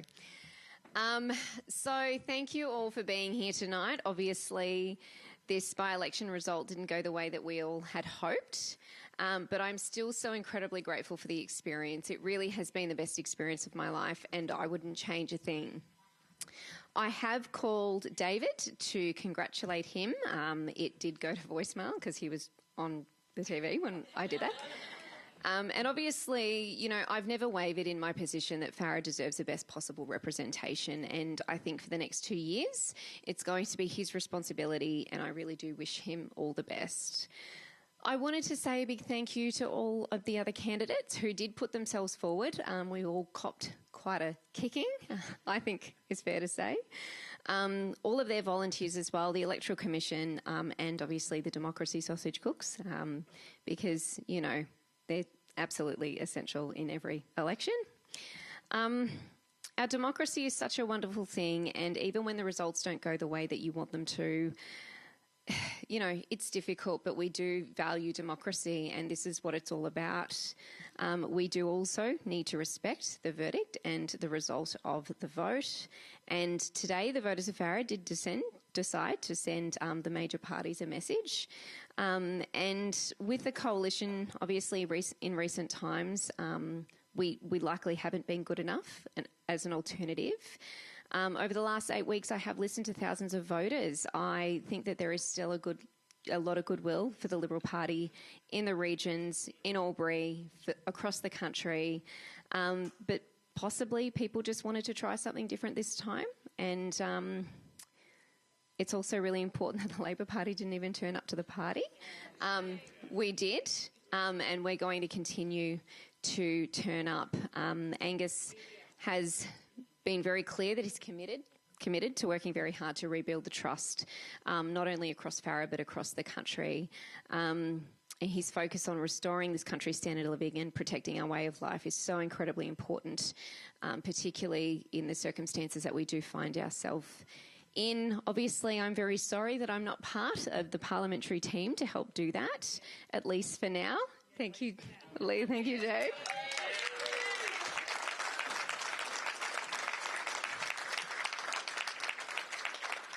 But I do genuinely wish Angus and Jane and every member of the Liberal team all the best. Our country needs a really strong opposition, and you guys are it.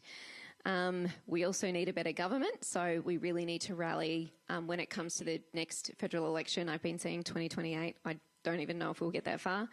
But But just about me, 2 months ago, I was a community lawyer, and to contest this by-election, I did have to give up my job, but I've actually gained so much more. I mean, I'm looking at faces in the crowd that I didn't even know before pre-selection, and I now consider so many members of the Liberal Party family. We've adopted a little one here around, little Darcy. He's ours now. But yeah, listening to people across Farrer, it's such a privilege when people do share their story with you. It's like they actually are wanting you to change their circumstance, and it's such a privileged position to be in. And I know, Justin, you do such a wonderful job locally. And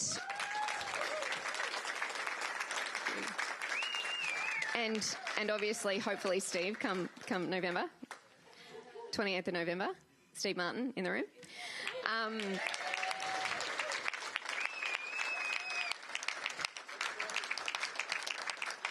But, you know, it's been such an honour going out across the regions, meeting people and families and small businesses and farmers.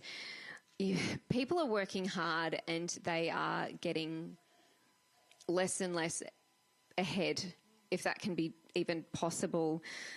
People who give back to their communities, people who are proud of their country. I'm always going to be here for my community, and I know that the Liberal team will also be here for us as a community. But I do want to say thanks to a number of people. Obviously, Susan, who was here for 25 years, she served our community and Parliament with dedication. She led our party, quite often at difficult times, but with also tenacity, and I wish her and her family all the very best for the future.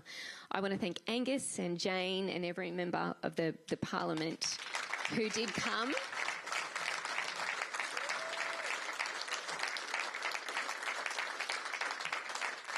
The level of support that I received is something that I wasn't prepared for. It's been wonderful. And yes, every member of Parliament that has come, but also I just want to give a shout out to staffers because you are equally as wonderful. And, you know, I think you guys do get forgotten, but it's really important that we do give you a shout out. I think we all knew that it was going to be a tough fight, but it's something that I'm willing to continue to fight for because we need to, and Farrer is so incredibly important. Also, Tony Abbott, who sent me a text, who I think I can now call a friend. I've had a couple. And I'm not sure who got the bigger kick out of meeting him, myself or my parents, so that was really, really nice. Obviously, to the campaign team, Andrew Hurst, we know that this is his last campaign, and I'm obviously very sad and we weren't able to bring it home for him. Also, Mark Neame and the team at the Federal and New South Wales Secretariats. You guys have been amazing, and I can see you all because I've got my glasses on, right? You really have been amazing. The level of support you've provided has been just... I can't express how thankful I am for the experience and for trusting me with this. So, yeah, obviously, despite the result, I couldn't have asked for better support from not only FedSec, StateSec, from members of Parliament, staffers, but all of the volunteers and all of the people who did actually vote. So also want to thank everybody in the Farrer Conference of the Liberal Party, everyone who has worked so incredibly hard, working long shifts at the polling booths, who have helped out in other ways during the campaign. It's so incredibly important, and I don't think I'll ever be able to thank you all enough. You know, we have, you know, people from the Young Libs. We've got people from Wodonga, the Victorian Party. It's so incredibly important that, yes, we are in a rebuilding phase, and I think, you know, as the Albury branch and as, you know, the FEC, we actually really do need to work towards unifying us and bringing us together so that we can actually be stronger as an FEC and having better friends over in Victoria, because you're all wonderful and you're just, it's just been wonderful and so enjoyable. Obviously want to thank my family, my mum and dad. Yeah.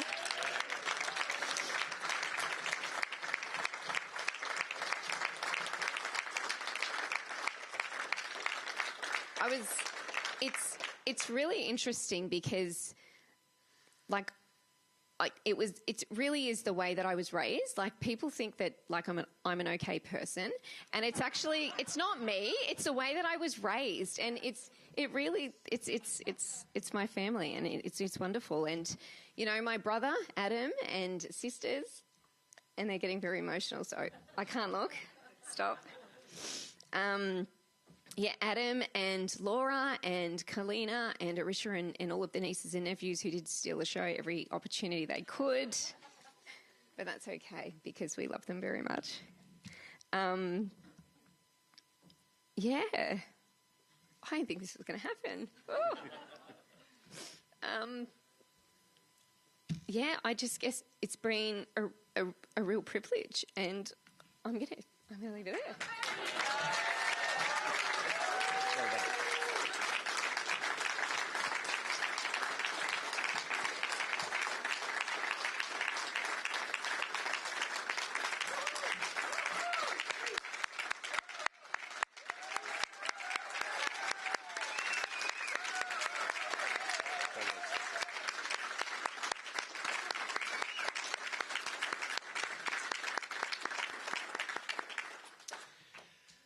Well, so well said, Ray. So well said. I'm going to come back to that. Can I start by saying very clearly that the people of Farrer have spoken, and we accept the decision of the people of Farrer with humility and with respect, of course. And congratulations to David Farley. It is important that this area be well represented, as Ray has said. It's such an important part of Australia. Congratulations to David and to One Nation. Can I also thank all of you for the support you've provided over the last couple of months.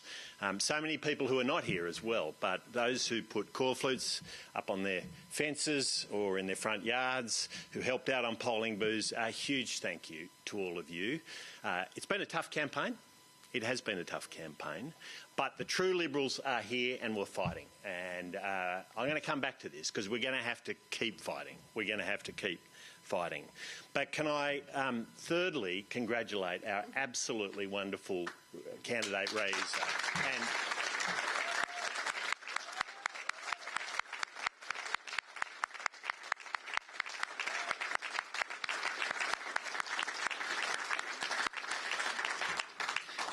I think all of us have been touched by Ray Issa's warmth, her charm, her intelligence, her hard work, her commitment to Liberal values, the belief in hard work, the belief in family, and what a beautiful family. I mean,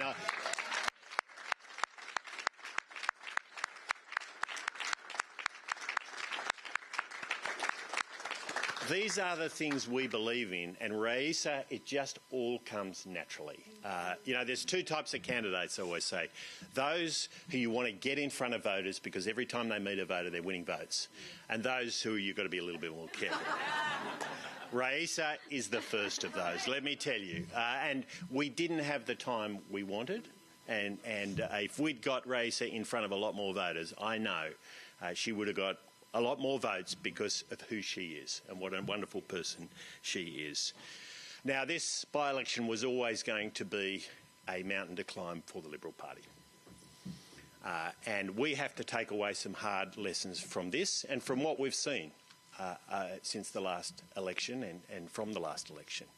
For too long, we have been a party of convenience, not of conviction. And that must change. And over the last year or so, the coalition hasn't done what it should do, been united and stable and strong, with two breakups of the coalition over that time. And of course, those days are over. One of the positives we can take away from this campaign is the way we work together with the National Party.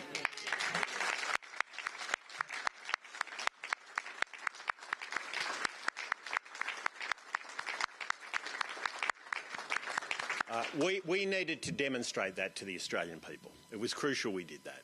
And a big thank you to Matt and Brad for the role they played in doing that. We are a strong coalition. We are back. And this will pay dividends over time. I will guarantee it. Moving forward, we need to take our medicine. We need to take our medicine. And we have to be honest in our discussions with the Australian people. we have to be honest that mass migration has not worked for this country. 1.4 million people in 3.5 years. It has not worked for this country.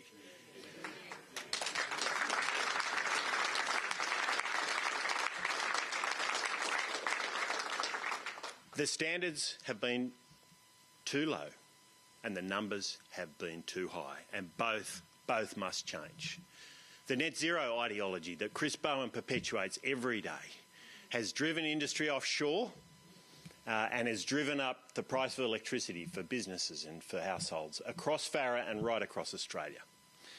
Our land, our water has been locked up, and we haven't seen the drilling, the farming that we need as a country, and that we will lock up. We will unlock in the future, and I'll come back to this in a moment. But we've also seen big government and unconstrained government spending hurting this country, driving up interest rates and driving up inflation across this country. And we need to be honest with the Australian people about what's brought this about. And the truth is, at times, we have been part of the problem, and we cannot be. We cannot be in the future. Now, we're going to see a budget in the next few days, and we're going to see more of this from a Prime Minister that's lied to Australians about taxes and spending, and no doubt he's going to bring forward taxes he said he would never bring forward. But we're going to be back here in Farah. We're going to be back sometime in the next couple of years when we'll have a general election. And we're going to be back fighting hard. We're going to be back fighting for energy abundance, for affordable energy for all Australians and for the people of Farah. We are going to be back to unlock that water and those resources, those natural resources this country offers. We're going to be back making sure that we put Australian values at the heart of our immigration policy. And we are going to be back, most of all, fighting for Australia and for Australians.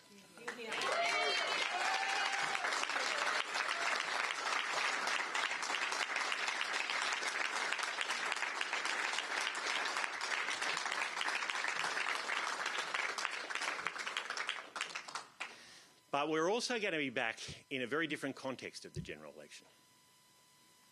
And that will be Australians will be deciding whether or not they want another 3 years of a rotten Labor government that's been taking this country in the wrong direction.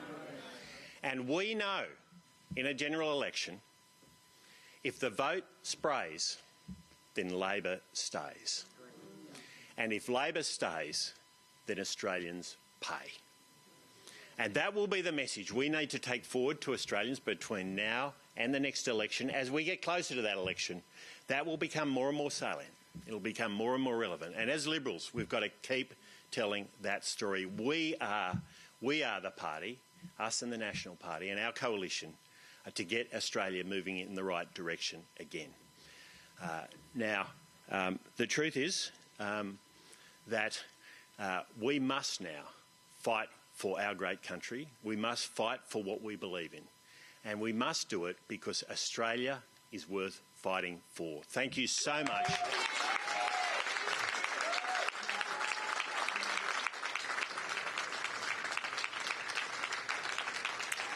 Angus Taylor, the opposition leader there and the Liberal candidate, Raisa Bukowski, who has managed at the moment a vote of just over 11% in Farah, and historically terrible night for the Liberal Party. What we heard from Angus Taylor there, though, was not really a concession that he has done anything wrong. They didn't have time to climb this great mountain he spoke of. He referenced the fact that they've got to do something about mass migration, not working for this country, net zero. He talked about the budget and the Prime Minister lying and so on, the sort of things we'll hear this week. But no particular change in tone or position from Angus Taylor. And no personal responsibility. We also see, he said we'd become a party of convenience, not conviction. But yeah, no personal responsibility. Casey Briggs is with us. We're going to talk to Barnaby Joyce from One Nation in just a moment. But Casey, just give us a sense of how this result looks quite different to what was expected. I mean, this is catastrophic for the Liberal Party and the National Party. The Liberal Party, the National Party, expectations were low, and maybe they've just meet that bar that was sort of set, but that Liberal Party primary vote is significantly lower than I think most polling was suggesting, most predictions were, and that One Nation vote is significantly higher. And you look at this now, you know, if you're an alien that's come beamed down to Australia and tonight, and you've been tasked to send back to your ruler the identities of the two major parties in Australian politics, you'd look at this and get a very, very strange idea about the state of politics. I just want to remind you, Farrer is a seat that One Nation got about 6%, about their national average last year in the federal election. If they're getting 42% here, they're probably getting a lot higher than 42% in some other seats, especially in Queensland. Casey Briggs, thank you. And I want to go to Barnaby Joyce, One Nation MP, and not the only One Nation MP now, with David Farley set to join him from the seat of Farrer. And I can see the big grin on your face, Barnaby Joyce. Was this the result you were expecting? In fact, I was talking to a journalist from the West Australian, and I said we'd get 42%, and everyone laughed at it. That's about where we were. I marked it down a bit. I didn't want hubristic, so I said, you know, it's going to be tight. The feeling on the ground was precisely what we got. I can't believe it. I've just listened. Look, Angus is a good guy. We just had an incredible speech from a guy who got 11%. I mean, that's like hearing a victory speech from the person who came 5th in the heats. I mean, it's ridiculous. They're not even on the paddock. And the reason is, why did they have to have this epiphany after this absolutely incredible result? All of a sudden, they've just woken up now and gone, oh, I think we've got something wrong. Australians are very aware that if there's an island off the coast of the Malaysian Peninsula called Singapore, and it has a GDP about a quarter to a third of Australians, and it has no coal, no iron ore, no water. It has no capacity to get ahead except the intellect of what's between their ears. And Australia, with its coal, its uranium, its water, its iron ore, its gas, its oil, its agriculture, its beef, everything. And we're going backwards. We're going backwards. And the Australian people are not dumb. What you saw tonight was not just a result for Farrer. It's a result for Australia. It's a result for Australia. And what we see is the Australian people saying, I'm over this. I'm going to change things around. So I completely changed the batting order, and they did it tonight. So and you know, when you had the Climate 200 people, and they were going to win. They brought people in from Melbourne. They brought lunatics in with feathers in their hats and with, I don't know, one right in front of me, and bangles on their shoes, looking like a complete A-clown. And guess what you got, mate? Nothing. Okay, so anyway, Barnaby Joyce, how does this change your expectations? Australia's changed. So where does One Nation go from here? There'll be a bomb going off in Canberra right now. Right. You watch the tactics meetings. He give you the finger. Don't you love it when they come last? They give you the finger. Good luck, mate. You're a genius. You idiot. Okay. So I love losers. All right. Especially you. It sounds like there's a bit going on off camera there, Barnaby Joyce. Mate. What does this mean for your thinking now? Will you run for the seat of New England once again under the One Nation banner? Can you see One Nation taking more lower house seats now from the coalition? Yes, I can. It's not about taking it from the coalition. It's just Australia changing, and that's exactly what's happened here. People who are former Labor voters, former National voters, former Liberal voters, everywhere I went, this is the conversation I had. I used to be a long-term member of the Liberal Party. I used to be a long-term member of the National Party. I was a long-term member of the Labor Party. It's just they believe in an Australia that can do so much better than what it's doing. And, you know, we had so many people who were first-generation immigrants, and they're up there right now, and they're saying, you guys are clowns. If you think that you can control immigration in such a form as that you're going to change them, they're not going to change you, you're naive. We came from those countries. It doesn't work. There has to be an Australian culture, and you have to attach to it. And that is so humbling for me to hear from people such as that. When I talk to people called Wasim, when I talk to, it's okay. Australia just changed. And changed tell tonight. me about the gas. We heard Pauline Hanson talk about gas a little earlier and taking an equity stake in gas exploration. Is that what you're thinking, that the government should take a stake in gas companies? Yeah, you sort of dropped off there a bit, but it was about gas. So, yes, it is. What it's about is we have to have an equity share. We've been talking to the gas companies, and they very much appreciate that. It's a case that we have an equity share. We win, you win. We lose, you lose. It's not a case of just walking into their boardroom and taking 4 of the seats and saying we're going to pay you nothing for it. It's about having an intelligent approach, and we've had long negotiations with the gas companies about how we can do this so the Australian people get a fair return for something that they haven't got. And what's the industry saying to you about that?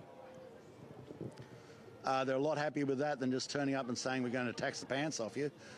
Completely change the rules without ever telling you beforehand. And what we're seeing with the Labor Party, you know, they're going to tax the pants off the farmers, smash up the gas companies, go into people in the suburbs and, you know, tax them out of all the sacrifices they've made to pay off for their investment house. People, you know, the Labor Party's run out of money now. They've gone looking for yours. That's as simple as that. Let me ask you final. You know, socialism never works. All right. And the Labor Party is socialism with a Gucci suit on. Okay. A final question for you, Barnaby Joyce. What's the realistic message here for the Nationals? Your old party. Is One Nation going to take more seats from the Nationals? I don't wish anybody ill. You know, I don't. But the journey that I'm on is a journey that so many people from the Nationals and the Liberals and Labor had before me and will have after me. He likes me more than the other fellow did. Hello. That's what's going to happen.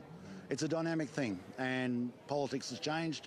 It's changed tonight, and I'm sorry, but you know, when we have the prospective leader of the coalition talking about how he's up, you know, he's talking about he's got 11%, the Libs got 11%. Mate, honest to goodness, that's, I mean, what's that? It's like the marijuana party. All right. Barnaby Joyce, One Nation MP, thank you for joining us tonight. Appreciate it. Thank you. All right. PK, like the marijuana party. Like the likening them to the marijuana party. They did do a little better than the cannabis they did. party, They but did. Derision of where the Liberals ended up and their failure to really accept that so far tonight. Look, a statement from Susan Lee, PK, has just finished, the former member for Farrer. What's she saying? Yeah, it's a pretty scathing statement. She says, and we quote, "I urge the Liberal leadership to accept this result with humility because the voters never get it wrong. On the day the leadership spilled in February, the new leader said the Liberal Party needed to change or die. 3 months later, the result in Farrer demonstrates that statement to be far truer today than it ever was then." What does that mean? The change or die is now even truer than it was then, 3 months ago. She's saying that things have got worse. I'll decode it because it's really that clear, and that's how Liberals see it, who've been forwarding it to me as well. I've received it. Thank you, Liberals who think I haven't. What she's saying is that things are more dire now for the Liberal Party than they were under her leadership. Exactly.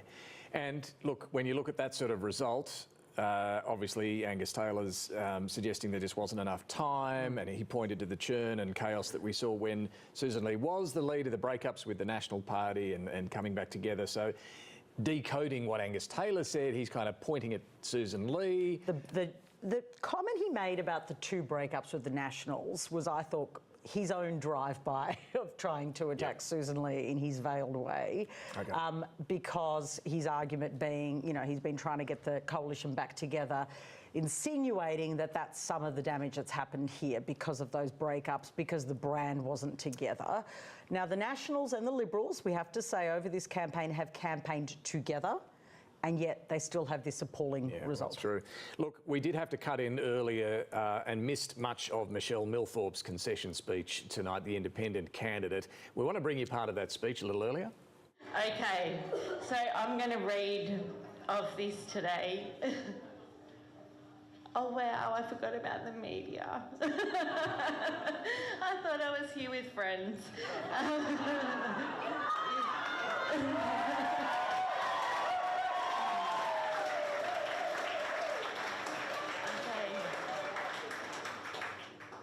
Okay, I'm going to read my speech because I don't want to miss anything. And thank you, everybody. I'm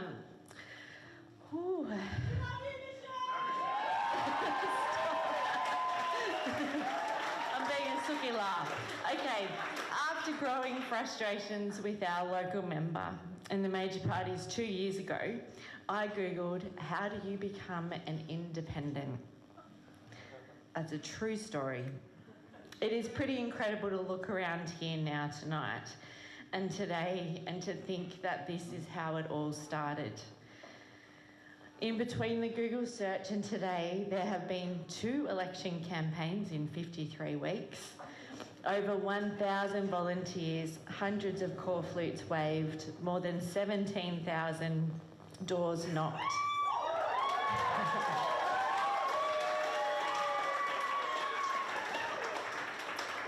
Tens of thousands of flyers handed out, sorry trees, and hundreds of thousands of conversations had. There's so many people to thank, and I know there's such a risk in doing this. So there's a blanket thank you to so many people, because I know everyone in this room and people watching from home and people in hubs in Griffith and Corowa and Denny and Hay and all across Farrer are so very important, and I wish I could hug you all right now. Sorry. So, firstly, thanks to Voices of Farrer. Thank you for giving me the opportunity.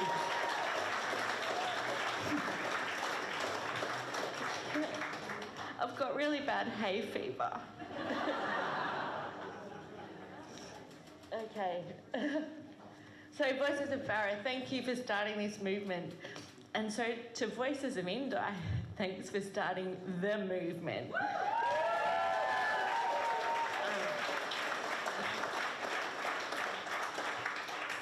To Kathy and Helen, my scary fairy godmother and my fairy godmother, thank you so much. I couldn't have done this without you two. Your calm advice and wisdom has just been so helpful. To all of the volunteers, we've ended up with over 800 volunteers. So thank you to all of you.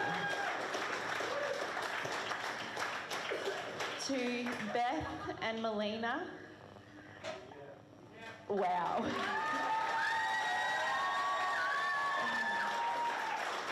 We were a bunch of novices and we just got shit done. To the volunteers from last time who continued this time, to Di, Judy, Peter and Robin for organising all this stuff in the hub.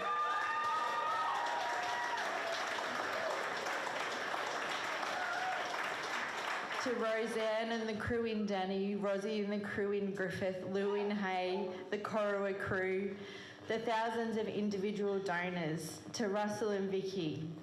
Thank you so much for your generosity. To every volunteer who stood out the front of the hub and had conversations, to everybody who went and talked about this movement to people from across the whole electorate, I'm so very grateful.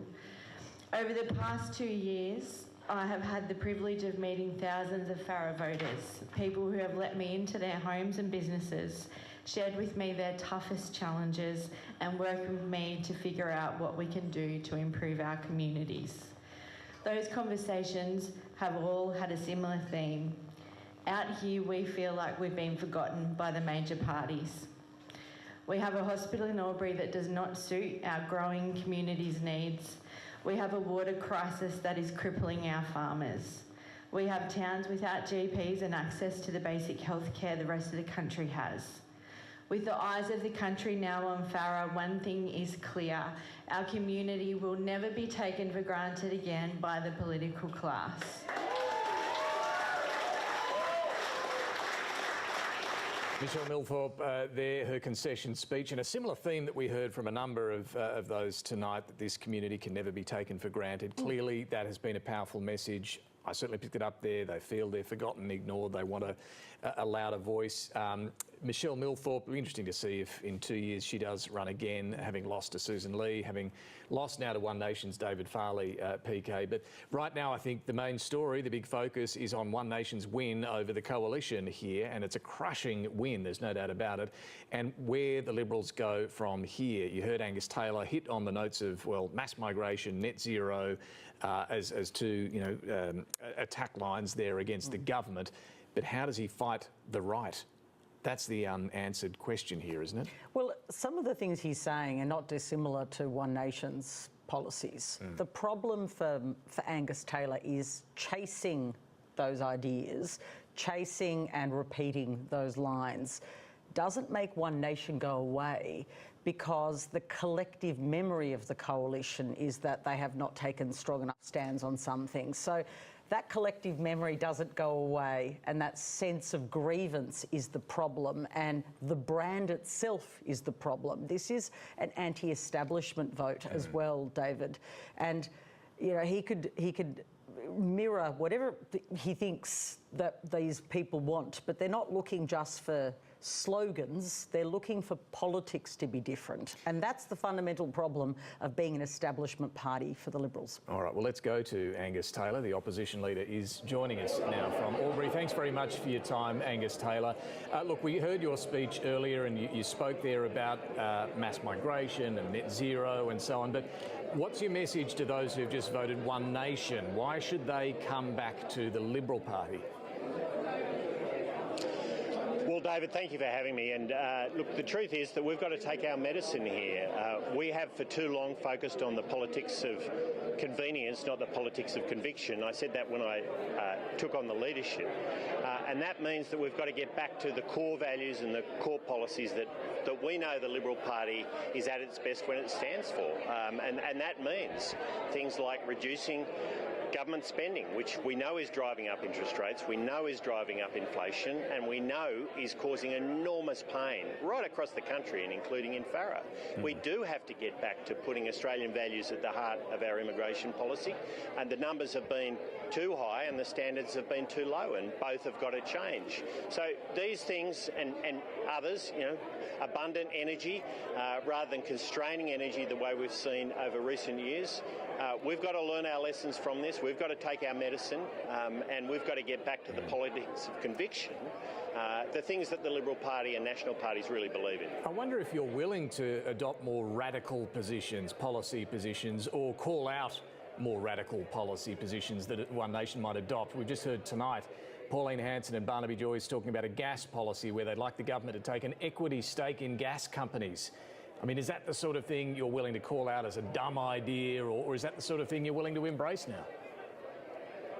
Well, we've called out lots of dumb ideas over time. We're about to see a whole bunch of dumb ideas, I think. Well, I'm not going to get into it. Tonight's probably the night, not the night Isn't this the point? Dissect You're not willing to call out One Nation. You're not willing to policy, have a fight with One Nation. Well, we have. I mean, when Pauline Hanson made the comments she did about immigration sometime, of course we call that out, David. We have many times, and we'll continue to where it makes sense. But what we're going to see is a bunch of dumb policies this week. We're going to see a Labor government that has lied to the Australian people and is going to impose taxes it said it would never impose. I mean, these are things we will call out and will continue to call out, but we have to take our medicine, recognise we've made some serious mistakes in the past, and we've got to get back to our roots, what we believe in, and rebuild trust. I mean, you can breach trust in an instant, David, but rebuilding it takes time. I've said that many times. I've said that on your program on Sunday morning, and that's crucial right now. So when you took the leadership from Susan Lee nearly 3 months ago, you said the Liberal Party needed to change or die. Susan Lee's just issued a statement tonight saying 3 months later the result in Farrer demonstrates that statement to be far truer today than it ever was. Does she have a point? Well, I'm glad she thinks what I said was right, and it was right. I mean, we were in absolute freefall. Well, we were in absolute freefall, David, and you know we'd seen 2 bust-ups of the coalition. We'd seen a shift away, as I say, from the convictions that we've traditionally held, and we've paid a high price for that. So this was Susan Lee's fault? You breach trust in an instant. Well, you breach trust in an instant, and it takes time to rebuild it. And you know, the loss of our focus on our traditional convictions has happened over an extended period of time. I said that to you a moment ago. But the job now is to take the medicine, to recognise and listen. The voters get it right, and learn from this. And as I said in my speech earlier, make sure we get back to focusing on those things that we stand for and that I know people in Farrer and right across Australia want us to focus on. Two quick questions for you, Angus Taylor. Do you personally take any responsibility for this?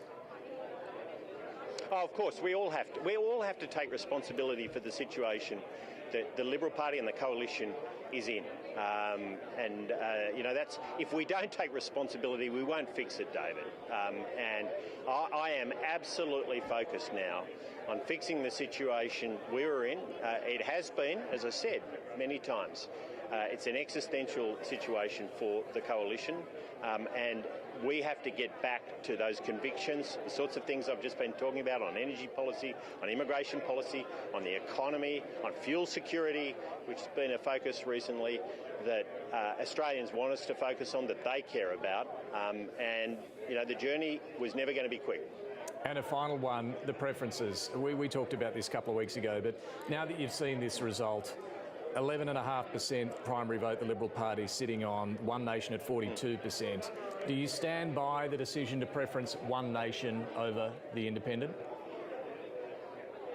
Well, our second preferences went to the National Party, David, and I think that's important. Can I make a point about this? Is what you saw is the National Party and the Liberal Party working together extremely collaboratively across this campaign, and that was important. We had to send a message that the Coalition is united and working together again. And whilst that hasn't paid dividends here, we need to learn from what we've seen today.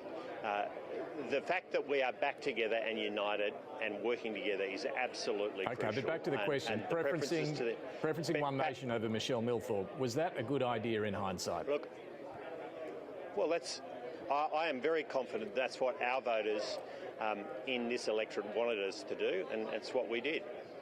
So it was the right call? Yes. But not necessarily in other seats?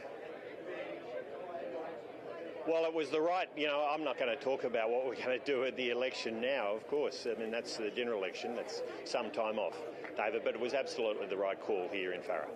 All right, Angus Taylor, we do appreciate your time. On a difficult evening for the Liberal Party, thanks for joining us. Good to be with you, David. All right, so PK, what we just heard from Angus Taylor there, just coming back to the start of that discussion, he's clearly wanting to keep hitting Labor on those issues of migration and net zero and the budget tax changes that are coming on Tuesday night and so on. But when we put to him something on One Nation about this new gas thing that they're talking about tonight, taking an equity stake in gas companies, it is a different approach. No, he didn't. Yep, he wouldn't engage, would he? He wouldn't, basically countenance the concept or the question, and he has been consistently reluctant to take on One Nation. Now, if you look at some of the general polling, and we just had the best poll ever, it's called an election, but the broader polling, Redbridge has done some really interesting polling about the things that work to actually make people question their vote for One Nation. One thing is Pauline Hanson's support of Donald Trump and the war. You don't hear Angus Taylor going on those themes, do you? You don't hear that, and unless they're able to product differentiate from One Nation, like for instance Andrew Hastie has been able to do, who of course is his leadership rival, and can I say the momentum for him will build if these are the sorts of results that they will deliver under this new leadership. He also didn't really want to engage with the criticism from Susan Lee, but he did manage to criticise her, I thought, implicitly by saying that the two breakups with the Nationals, which he mentioned again in that interview, were the issue and why the Coalition was disgruntled, and then doubling down on the preferencing of One Nation as being the right call. Wasn't so emphatic from Jane Hume, his deputy, when you spoke to her a little earlier, and I think that will still be very much debated. But I think the soul-searching inside the Liberal Party and the recriminations will go way beyond Susan Lee's one statement. I mean, there are some pretty angry Liberals about the direction the party is going in now. Angus Taylor is taking responsibility, he said, for his part. He said, we've got to take our medicine, was his language. Yep, they all need to. And look, clearly he wants to stick to their convictions, their policy convictions. It sounds like not overreact to this, as seismic as this may be, to retain the focus on the government, not the right flank. This is the jam that they're in, this sandwich between One Nation on one side and Labor on the other. They're in a massive sandwich, and that sandwich that they're in, what are they? The salami. They're a small good, that's for sure. They're not the bread. What I can say, though, I crack myself up, is that unless they resolve who they want to be, what they want to be, do they want to win seats in metropolitan Australia? Do they think that pivoting and being more like One Nation is the answer to their problems? Well, clearly not, because every time they've tried to do that, One Nation has smashed them. Yep. They can't be a little mini One Nation because One Nation is always better at being One Nation. This is the issue. Is going to be hard to line on things like immigration and net zero and all of that. Look, they're clinging on to the positives. The coalition has worked more effectively. They've been friendlier to each other with Matt Canavan and Angus Taylor. They have collectively delivered a low vote. They've collectively delivered a low vote, but they are sounding confident they can rebuild from here. But this is going to, take some work. And I suspect it will destabilise Angus Taylor's leadership. It's hard to see how it cannot after a result like this. I mean, there's probably shared blame here, to be fair. But I know it's destabilised his leadership because I've seen the messages from Liberals who are really angry about the transactional cost of moving to him as leader, saying that wasn't he meant to save us the seats in this heartland? Because his focus, remember, he is a regional Liberal that is being, clearly coached by Tony Abbott. That whole, we can't be a party of convenience, we must be a party of conviction. There's a lot of Abbott-esque language. Absolutely. But does he lack authenticity? These are the questions his colleagues are asking, David. And Andrew Hastie, as you mentioned, the leadership rival or alternative, the only one has largely sat out of this by-election contest. He doesn't emerge with... But equally, he's being smashed by One Nation for his positioning on Ben Roberts-Smith, which is another lightning rod issue for the right of politics. That's a very difficult issue for Andrew Hastie. So they are in kind of dire straits at the moment. Casey Briggs, let's give us a look at where things are sitting at this point of the evening with the count. Is it basically stuck for the last hour? Yeah, we're waiting on pre-polls and things to come in. There's a fair bit to do, but it's not going to change the result, obviously. I don't know what's on the sandwich, but the coalition is definitely the unchosen sandwich at the back of the cabinet tonight with the numbers. Soggy, not very pleasant, not palatable to the voters at all tonight. One thing, just in passing, there are now more crossbenchers in the Federal House of Representatives than there are members of the National Party. Interesting statistic to share with you. But let's focus really on what the implications are from here, from this result. There's so many different implications here. Maybe I'll start with Michelle Millthorpe and then we can move on to the sort of main contest between the Coalition and One Nation. Michelle Millthorpe has improved her primary vote a little bit. She's gone backwards on preference counts. I think she's been swept up here in a surge from One Nation, and there was really, with a number like that and a swing that we're seeing around the country and behind One Nation, not a whole lot she could do. Let me just show you the change in vote that we're seeing around this seat, because there's a couple of interesting things to point out. One, Michelle Millthorpe's primary vote is up 6.9%. Labor's vote was 15%. So Michelle Millthorpe has not picked up a majority of Labor's vote, and that was not even a majority of the vote. Yeah. Well, potentially, if she's got every single one of those votes. But it's the other thing I'll just point out quickly is the Greens' vote is down. The Greens seem to have lost more than half their vote in this seat. So Labor's not running. The Labor vote down. The Greens' vote is down. The Greens have lost their deposit.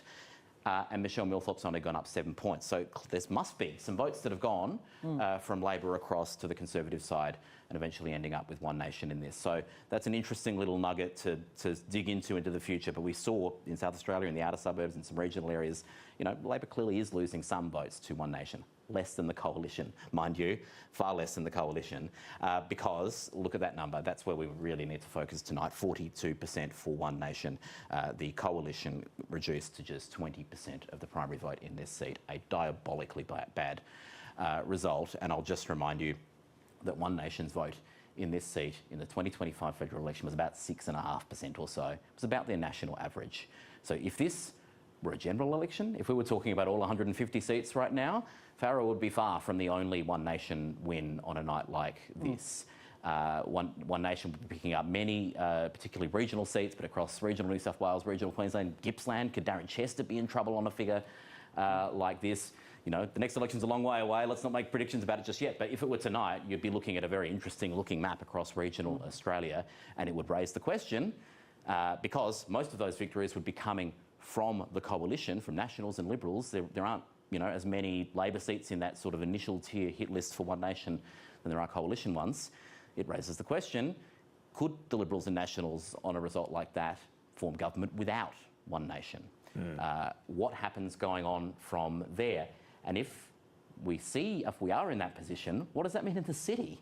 Because the Liberal voters in the cities that don't much care for One Nation might look at that and go, oh, I don't like this idea that we'd have some grand coalition of the Liberals, the Nationals and One Nation. This makes life very difficult for the Liberals in particular, in not just Farrer, in not just regional Australia, in the cities as well, if they're seen to be tying themselves to One Nation because it's the only way they're going to form government. The implications of that, I think, are really huge and will play out over the next few months. And it'll be interesting to see if any of these parties change the way they're thinking and approaching these other parties and the other rivals in this conservative political space, just to see exactly what's happened here. But yeah, let's go back to that two-party preferred swing one more time, just to wrap out the night. A 3% swing away from the independent. One Nation tracking toward a two-candidate preferred vote in the high 50s, 58, 59% or so. And that is a better result than Susan Lee achieved in this seat just over a year ago. Casey Briggs, thank you very much for all of your coverage and analysis tonight. I do appreciate it. I'll see you on Insiders bright and early in the morning as well to go through it again. But PK, just some final thoughts here. I mean, look, worth reminding people that by-elections are always a little bit different. They are often over-interpreted as to what they mean. However, having said that, this is an extraordinary result. To see One Nation go from a 6.6% vote 12 months ago to more than 40%, about 42% tonight is, well, I can't recall a turnaround like that. The collapse in the Liberal vote. We've talked about the soul searching, the leadership questions, the big policy questions that will flow from this. One Nation, you can see now, is on a charge, and they're talking about more radical policy ideas on gas that we've talked about tonight. They are going to be fascinating to watch. Pauline Hanson and Barnaby Joyce now with this sort of wind in their sails and eyeing off where they can go as a party, and the prospect now being talked about with Casey there of minority government even. That's a long way down the track, but this is a game-changing by-election result. This will have big implications on the right of politics, and one that Labor can't ignore either. Labor cannot ignore it, but I think tonight's result, the first lower house seat delivered to One Nation in our history, after Pauline Hanson has built this party, ups and downs, lots of drama. This is populism arriving in Australia and having electoral success at the national level in our federal parliament. Everyone knows it, and everyone knows it's serious. Up until now, the view was that One Nation couldn't translate their momentum into real votes, into real electoral gains. Well, tonight we've seen the template of how they can do it, and if they can replicate that success, and of course, you know, politicians are confidence players usually, David. They work on momentum. The fact that they are being now treated like serious players because they have two seats, one by accident in Barnaby Joyce, but in the lower house, means that they become the beginning of a force. The Liberal and the National parties will have to do more soul searching. I don't think the soul searching they've done has been adequate. They're kind of still very confused about their identity, and there'll be questions for, and tomorrow I'm giving a spruik to your show because I love to do that. On Insiders, I understand you've got Tim Wilson. Yep. He is the only person who's won a seat back from a Teal independent in Zoe Daniel. What his perspective would be on how to tackle this wicked problem they have, their urban voters that they want to get back, if they don't abandon them, and then these regional voters, and how to marry this into a cohesive party. And there is a push for perhaps an urban version of a Liberal Party. Watch that space, because I agree. Having this broad church is no longer working in a changed, disrupted world, and populism has now arrived in force in Australia, and we'll see it in our parliament. Yeah, and look, Tim Wilson will be interesting tomorrow morning. It's budget week. He's the Shadow Treasurer. Lots to talk about with him on that front. But he is one of the few remaining urban Liberal MPs. What does he make of where they go after this result tonight? PK, another by-election coverage under our belt. We've done a few. Really appreciate it. We love a by-election, Dave. Great joining you for tonight's, well, pretty historic result. So thank you for joining us as well. We'll have more wash up from all of this on Insiders tomorrow. I hope you can join us then, 9 o'clock ABC TV. But right now, we'll go back to Joe O'Brien for a look at the rest of the day's news. Good night.